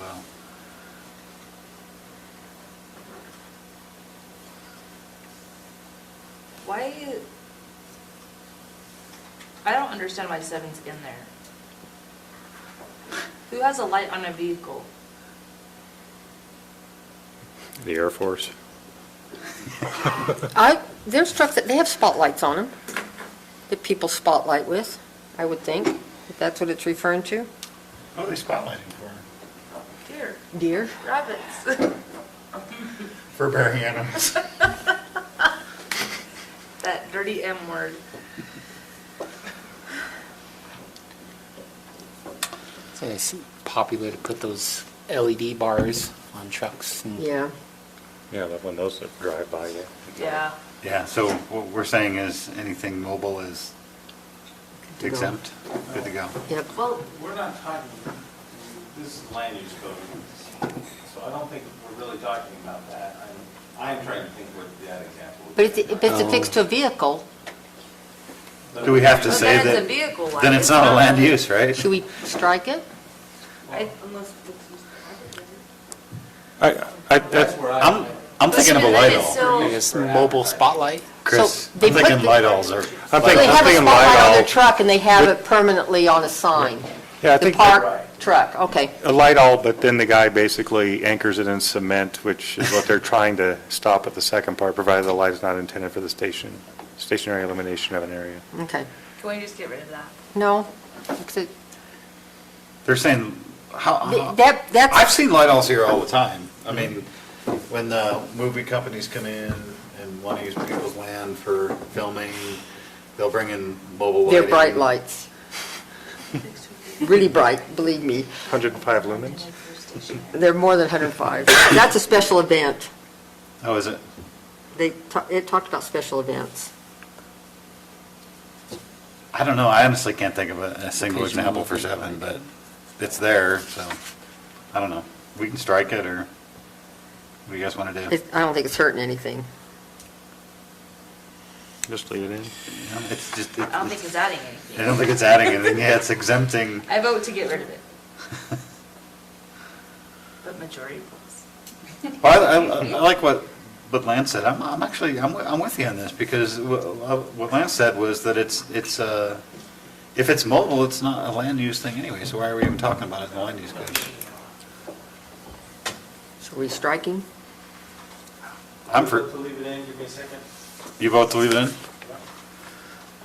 I would if I was on. I was gonna say, do you You're get right, the I vote? mean, Just He's- kidding. It doesn't bother me there. If it's It's, this, yeah, that's that's mobile lighting. Yeah, that's what we were talking about. Well, but We need to regulate that. wouldn't that be in the Well, we're capable exempting event it, though. lighting? It's in the exempt In section. number-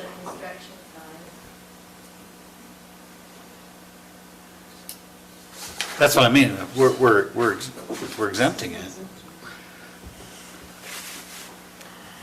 provided it's a temporary use, right? it's not intended for a stationary illumination of an area. Does that mean, as long as it's not intended to be permanent? So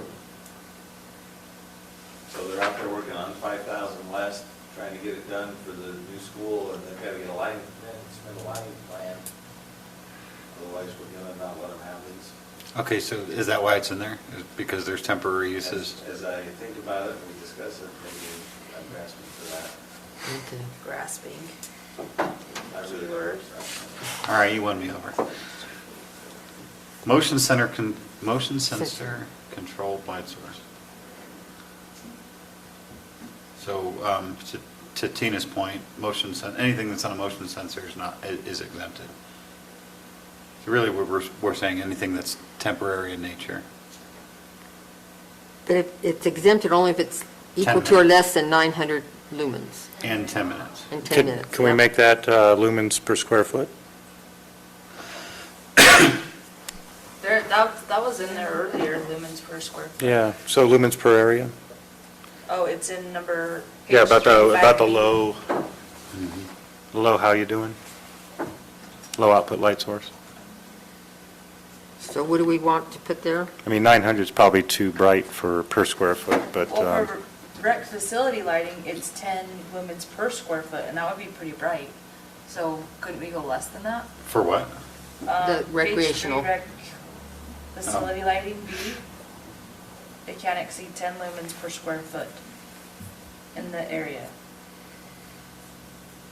There's no candle power, and the most of the motion sensors are 500,000 candle power.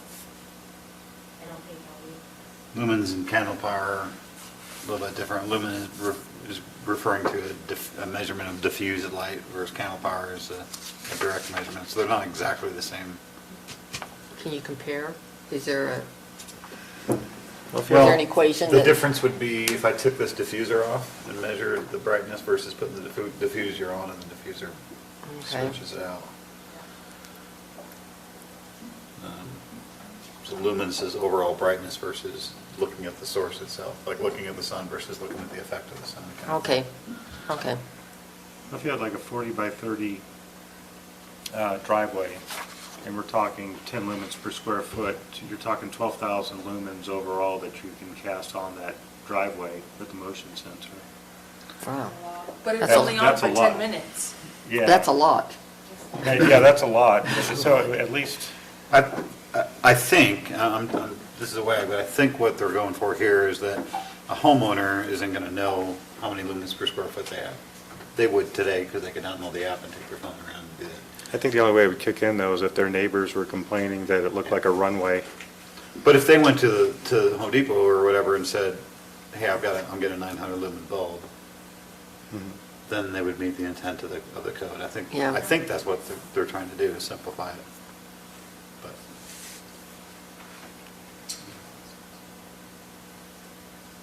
so I would say equal to or less than 900 lumens. They're talking about, hey, Tina, you've got a 1,000 lumen bulb in there. You need to tone it down, and you're at 10.1 minutes.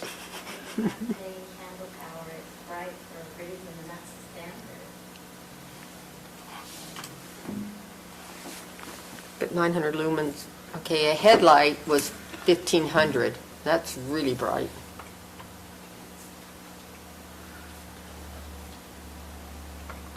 I must have the wrong headlights then. You can't see that. They're dirty. I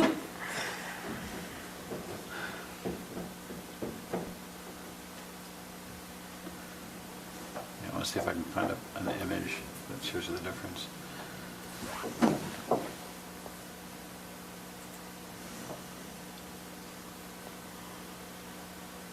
So a 60 watt soft white incandescent light bulb produces about 840 lumens. Oh, 60 isn't very bright. Yeah, so Right. basically you get about 63 watts, to light your entire driveway. So if you have a long driveway, I mean, I think the intent is per area. Mm-hmm. So it says there are 3,000 lumens, the motion sensor lights.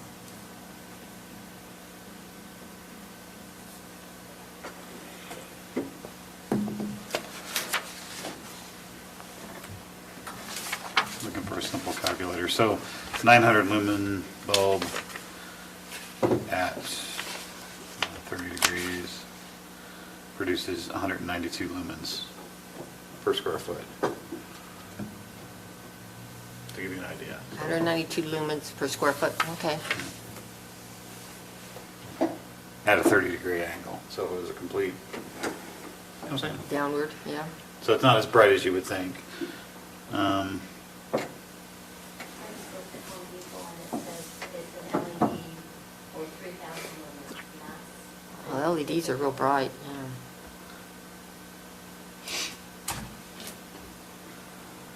And that produces 642 lumen, it realizes 642 lumen, 3,000, oh, sorry, 3,000 lumen. I have to go the other way.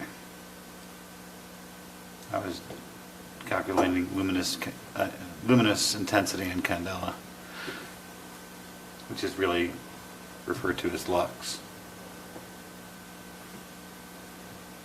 Nobody? Are we doing the flux capacitor? No, it is lux. 1 lux is 1 lumen per square meter. 1 full sphere has a solid angle of 4 pi steroradians. The light source that uniformity radiates in 1 But the candela. purpose is we're trying to preserve the night sky. That's the whole point, right? I'm sorry, what? Hey, she gets to talk about fences. The point of this is to preserve the dark sky, so we don't want... You're setting a low standard. You're not trying to light up the world. Right. Right. But But to Tina's point, you go buy a bulb, how does the public know? How do I know that I don't want to accidentally be out of compliance just because I go and I buy a standard bulb from Home Depot for my outside, for my security light, whatever. You know? And that's the challenge, I mean, because we are adding a standard, and we're saying, as a community, we want this. We value the dark You know, sky. We want the dark skies, and so it's something that we're gonna try and regulate and control. If they get the wrong bulb, then hopefully they can take it back, but it's also not that, it's not like they're thousands of dollars at a residential level. The bigger one to me on this one is not the 900 limitation, which is, I mean, really technically that's where you draw that. But it is saying that you're gonna keep it on your property in Yeah. 8 feet. So if it's gonna stay on your property, you know, probably your neighbor's not gonna have a problem with 3,000. Right. And then when we get into the next paragraph anyway, safety and security lighting for the sole purpose of mitigating legitimate and verifiable security hazards. It says that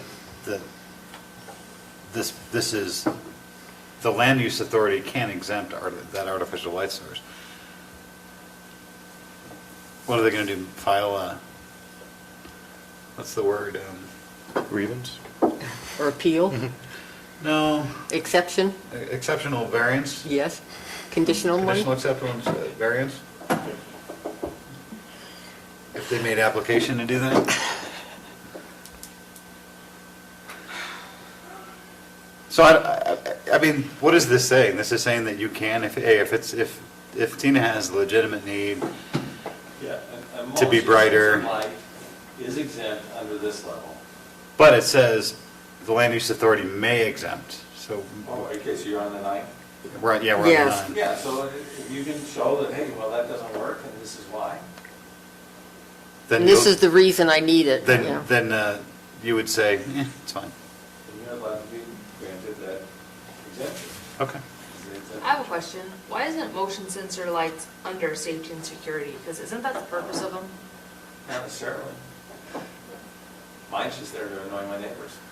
I mean, it's to every individual what they do. Okay. You can have safety lighting that's not motion. I guess. Okay. Occasional event lighting, there you go. Yep. Getting back to motion sensor, can we say off within 10 minutes instead of telling them it has to be off at 10? Less than 10? Within 10 minutes?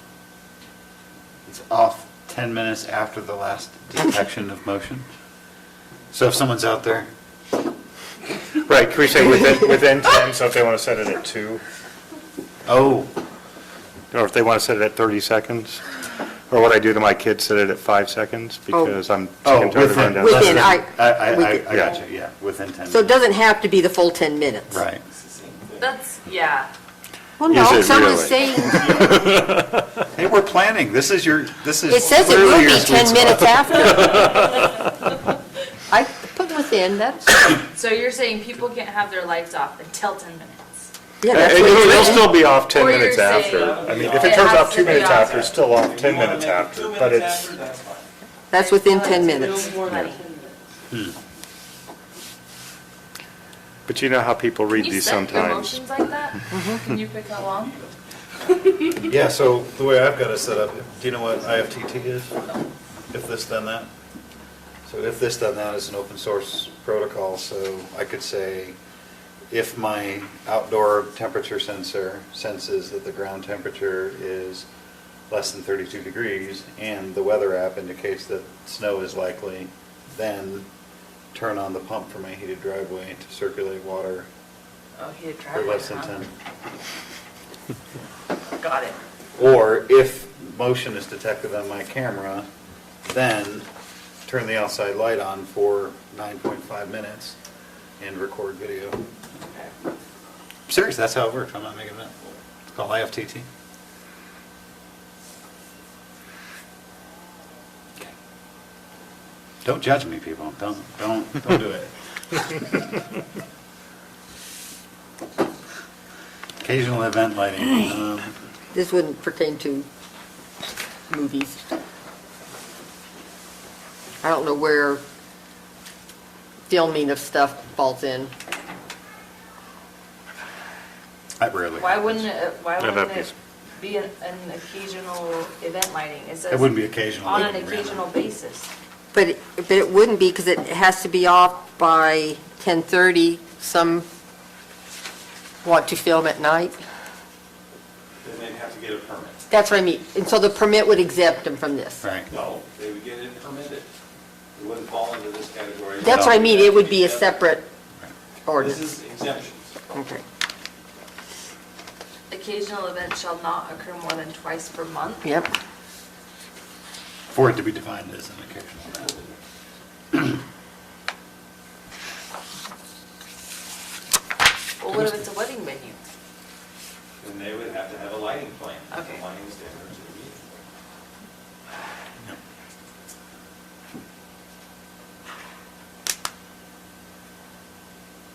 Okay, I'm on 8644F now. So how do people comply? So they gotta submit a lighting plan, right?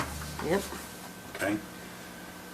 Required replacement of non-conforming, so a member of the public has 3,000 candle power, or lumens rather. But it says they have within 10 years after the effect of this chapter. That seems like an awful long time to become conforming. Well, LEDs, they last for about, Only if we're doing a remodel of more than 25% of the affected property, would you have to be in compliance. That's how I read it, sorry. that's fine.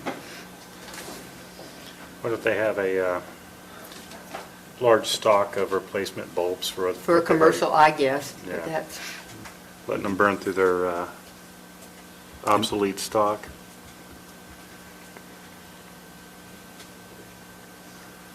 and this is just for commercial and stuff. It's not residential. They still doing the budget? Yeah. Maybe they're going to have to set aside some funds here. The county shall employ educational methods and incentives to encourage voluntary compliance. Is there a class we can take? You're not listening. The land use authority is going to teach it. Okay. You got room down there in the office to teach this class? You are on one tonight. Sorry. It's the fence one. Lighting replacement. The replacement, okay. Yeah, I'm- Right, so it's only going to happen, the replacement of any non-conforming outdoor artificial light source shall comply with the requirements of this chapter. So if the light bulb burns out, you got to get a new one that complies. If you do 25% more construction, you got to comply. You can expand your building, got to comply. Yep. Or if you need any type of land use permit, 25% of the site area. Okay. I don't understand, so I'm clear back on lighting conversion. So it says the county shall provide frequent public notice of the effect, but no less than one per year after the effect of this chapter. So we have to give 10, possibly 10 notices? And then are those notices mailed? Are they?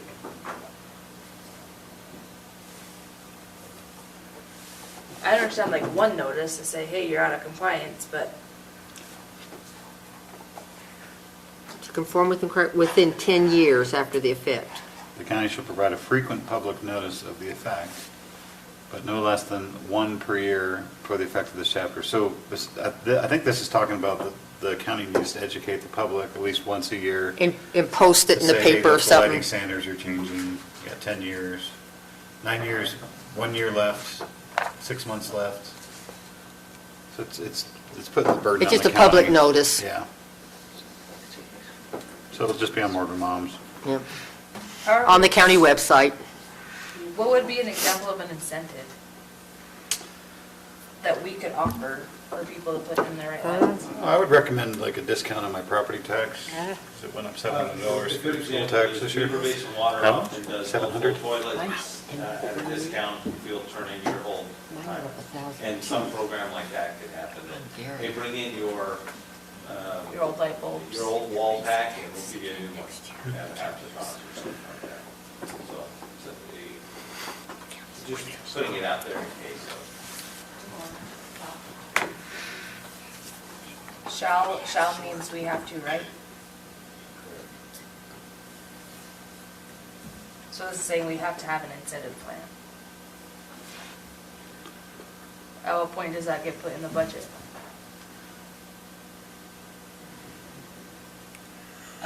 Bottom of page 5, the county shall employ educational methods and incentives to encourage compliance.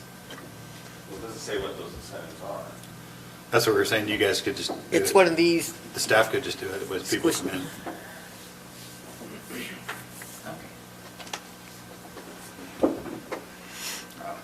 Well, the example you gave is bring in your old box, we'll give you a new one. Who's paying for the new one?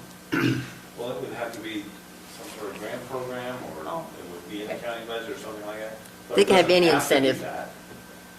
It's Okay. an incentive program. I'll give them a pat on the back. come get a Tootsie I Roll. mean, it doesn't have to be, we don't know what it would be, Okay. but it's saying, but it is, to your point, it is saying the county shall take an active role in working on this. That's the only way it'll, Work with the local dark sky chapter to do and provide that education. Is that a thing? The local dark sky Dark sky. code or whatever. It's not like a club or nothing. Could we take out and incentives? Educational methods to encourage voluntary compliance? I or, don't know, but method and or, maybe put an or, if you do and or, they don't.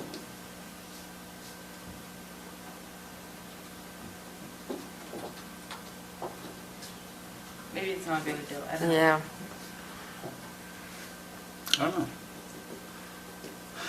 It's worth talking about. I just don't want to tie the county to an incentive when we don't have money for incentives. Or we have to find a grant program for incentives. What, are you laughing? Does it make sense? No, it's fair. Instead of shall, change it to may. The incentive for the homeowner is they can't get a remodel permit if they're doing more than 25% of their Right. house. That's the incentive right there. It'll limit development because people don't want to change their lighting. Or the county should employ, I mean, you can make it. I mean, simple fix is change the shall and may. Okay. Yeah, And we don't There you have to, go. but we can. that will just Sure. be me.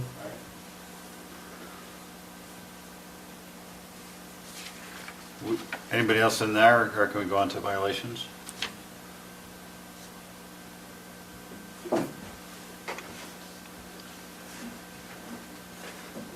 So if you put the wrong thing in intentionally, or you alter it intentionally,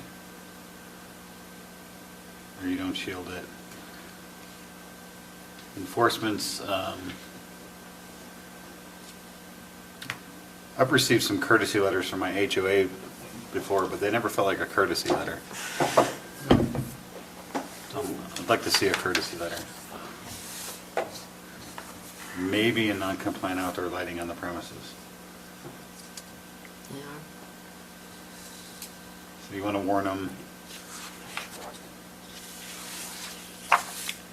The only thing I would say about this is that it's really the only place in our code that we've outlined how we're going to enforce anything. Which is good. Like, can we take this and cut and paste it, copy and paste it into To everything? to everything? Feels like a bit much, that's all. I think it would require a separate motion. Separate what? Motion. Would be se- Maybe put it on a work list. I think it's good. Okay. I mean, it's a step in the right direction. It's just, I'm sure it'll have kind of to. stands out that it's more restrictive or more definitive, I guess, than pretty much anything else we do. Why would they get a letter if there may be a non-compliant lighting? Why wouldn't it be, it's non-compliant? Well, May says, we're not sure. We'd be We're driving gonna by give and you that this looks like a letter." bright funny spotlight. you should ask that. So let's say Lance is enforcing Something. light standards based on an app that he's downloaded. And it may, according to his app, it may be, but there's no traceable measurement being made in that case. I mean, we have a National Institute of Standards and Technology, and the Candela is held as an SI unit as an international standard. It has to be traceable all the way down to the actual measurement device. So I would argue there's no violation unless you show me a certificate of calibration for your light meter. Thus, May. Just don't try to enforce anything on him. Yes. Oh, no, now we are specifically going to try. Hey, you guys can talk about fences. Why do they get 3 courtesy letters and then a form of notice to comply? Because we're being, That's another question. trying to be nice. See ya.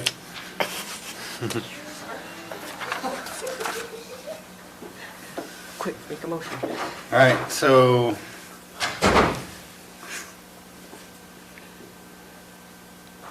okay. It's a good standard. Honestly, we sat here with the county council however many months ago when we all came up here together, and this was kind of the last piece out of what we were talking, we listened to the people, and they had some good points. One of them was, hey, we're talking about all this development, specifically really in Mountain Green, and we don't have a light sky, or a night sky, dark sky ordinance. Here we go. And it seemed like everybody liked the idea, but when we're writing the code and talking about enforcing it, like, oh, wait a minute, I don't know if we actually really.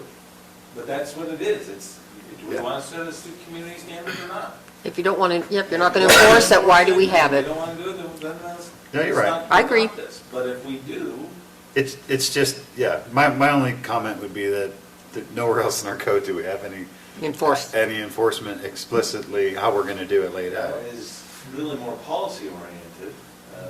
There is stuff in the code, but the policy is to handle it on written sign violations, so that we don't get into neighbors just fighting with each other. Well, maybe down the road, we put it on the work list, and we make a new entry for code enforcement, and then everything that has potential for violation says see code enforcement.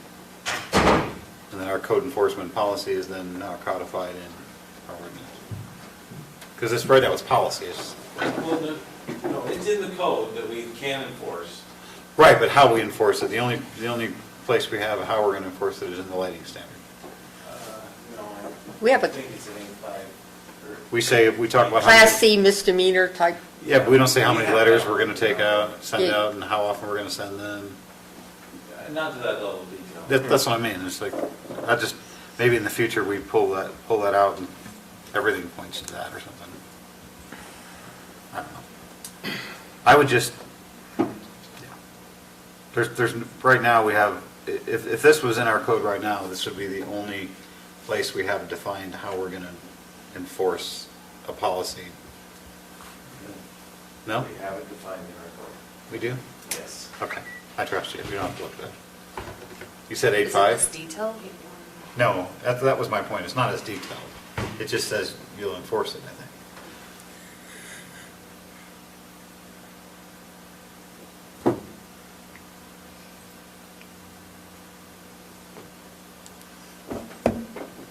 What message have we got from the Miracle of Technology? No, I think we're good.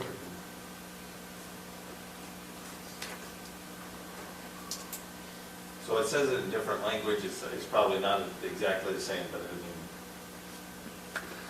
mean, we have the authority to enforce our ordinance. I just want to make that clear. I don't want to say that we don't. No, I know we do, this is a good start. I'm just saying, in the future, it might be cleaner for our code to mirror this, so that we have some kind of consistent way to enforce code. That's all I'm saying. Also, if they have 10 years to comply,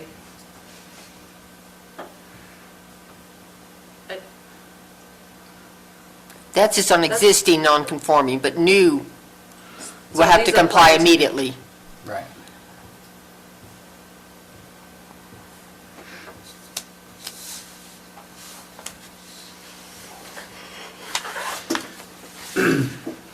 I won't be able to afford my property taxes in 10 years from now, but I'll replace the light bulbs.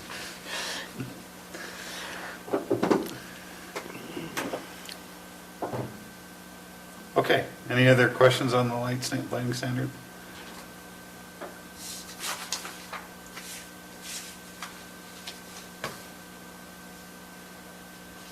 What do you guys want to do then? You have all the noted corrections?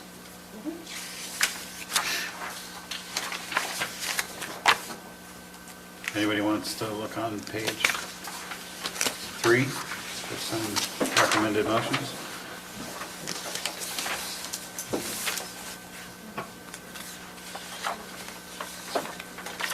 Five of the entire document, page 3 on the bottom.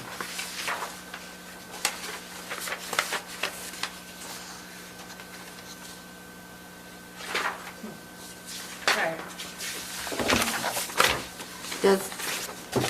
One question, the exemption for non-conforming is just for commercial, not residential? Is that how it's, For the 10 years. yes, is That's that just commercial, is what I thought it was for both. is it both?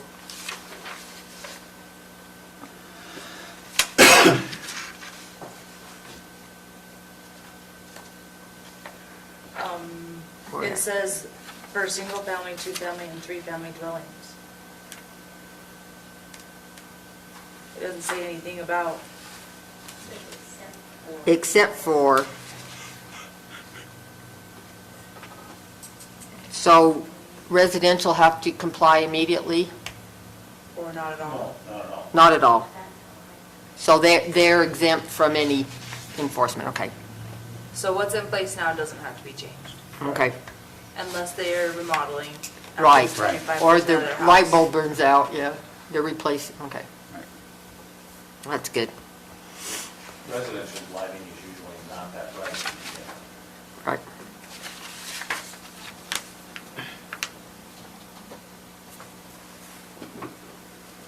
Okay? Mr. Chairman, Yes, ma'am. I move that we recommend approval to the county council for the revisions to the Morgan County Code Section 8-6-44 regarding establishing outdoor lighting requirements based on the findings in the staff report dated October 10th, 2019, with the corrections that Bailey has been keeping up on. Very good. We have a motion, do we have a second? I'll second it. Second? All those in favor? Aye. Motion passes.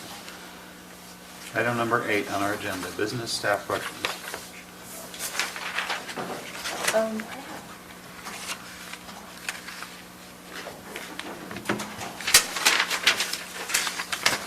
I have a question real fast. So on our fencing motion, does it matter that one is a partition fence and the second one is a perimeter fence? No. Perimeter is the perimeter around The development? the development. Partitions between the adjoining properties. You're talking about between 1 and 2? It's, Yeah. Yes, one goes into, there's two different parts of code we read. And the person who's, by Utah code, the person who's responsible for one thing or another, just depending on whether it's a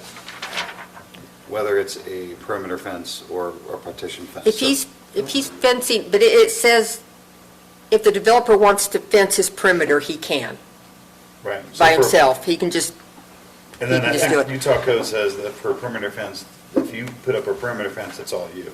You bear the burden of they're it. the same thing. I mean, But a partition fence but the developer specifically pays for called out both. the difference between the Yeah. two. But they pay for, Or who was going to pay for what.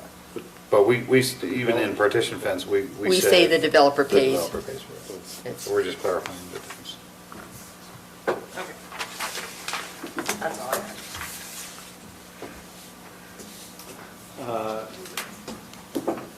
Well, I'm just thinking ahead to the end of the year. So no major issues, but, or matters of business. We do have, we'll have a good meeting on the 24th. We have several items that'll be on that agenda. But then we will just have one meeting on November 14th and one meeting in December, can't think what date. 12th? Yep. The 12th would usually be our end of year appreciation dinner. Planning on that. Haley had mentioned last year that she would like, as and I don't really want to spoil any surprises, but I'd like to get your input on coat types. If we're going to invest in, if we're going to buy a gift for the planning commission members. Haley had mentioned a coat or a sweatshirt or something along those lines. Happy to do that. But if you have a preference or something you'd like specifically, we'd like to get those ordered and Okay. get them going. And once we decide on the jacket style, then we look at sizes and get that from everybody. But I just want to throw it out there that maybe you can take a look, and if you know what you want, I'd rather get you what you want than what I think you want. My preference is some type of soft shell jacket. Okay. Yeah. But as far as like color, I don't have a preference. do you have a certain place you're getting that you can give us ideas or? I can send you out a link to the Okay. place we usually do. So. And get it embroidered or something like that. Yeah, that'd be good. So. Maybe $1. not. I might be out of town Sorry. on the 21st of November. But I don't think we have anything else. But we have the 14th is the meeting. This is Elton John collection on that. First, oh, yeah, and then not the 28th, right? Yeah. Okay, so we're good. Yeah. Okay. Okay, anything else for staff or questions for us? Okay. The minutes, everybody's already talked? You got the field? Got the Yeah. field trip? Yeah. Okay. Motion Well, to- no, where do you want that at? Just at the very beginning? Before, should I put it just up before, Wouldn't you do one as field trip, right here, two as call to order, like at the agenda? three as pledge of allegiance? That's how it is in this. But we went on the field trip before all that. Yeah. I know, that's why I'm saying field trip should be listed first, Yeah. as number one. Yeah, so maybe number one, put field trip above all the, I'm gonna put it above, the minutes of the Morgan County Planning Commission meeting because I didn't take minutes for it. okay, It'll be up at the top. okay. Okay. Okay. Motion to approve the minutes? So moved. Second? Second. All those in favor? Aye. Second. All those in favor? Aye. It's before 9.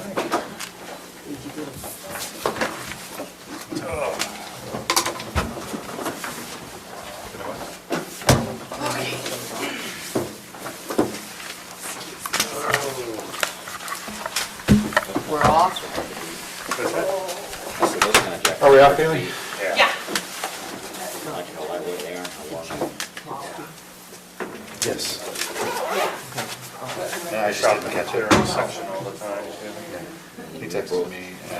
So $2.95 for Jim? Yeah, from cleaning up from, I yeah. don't know how people.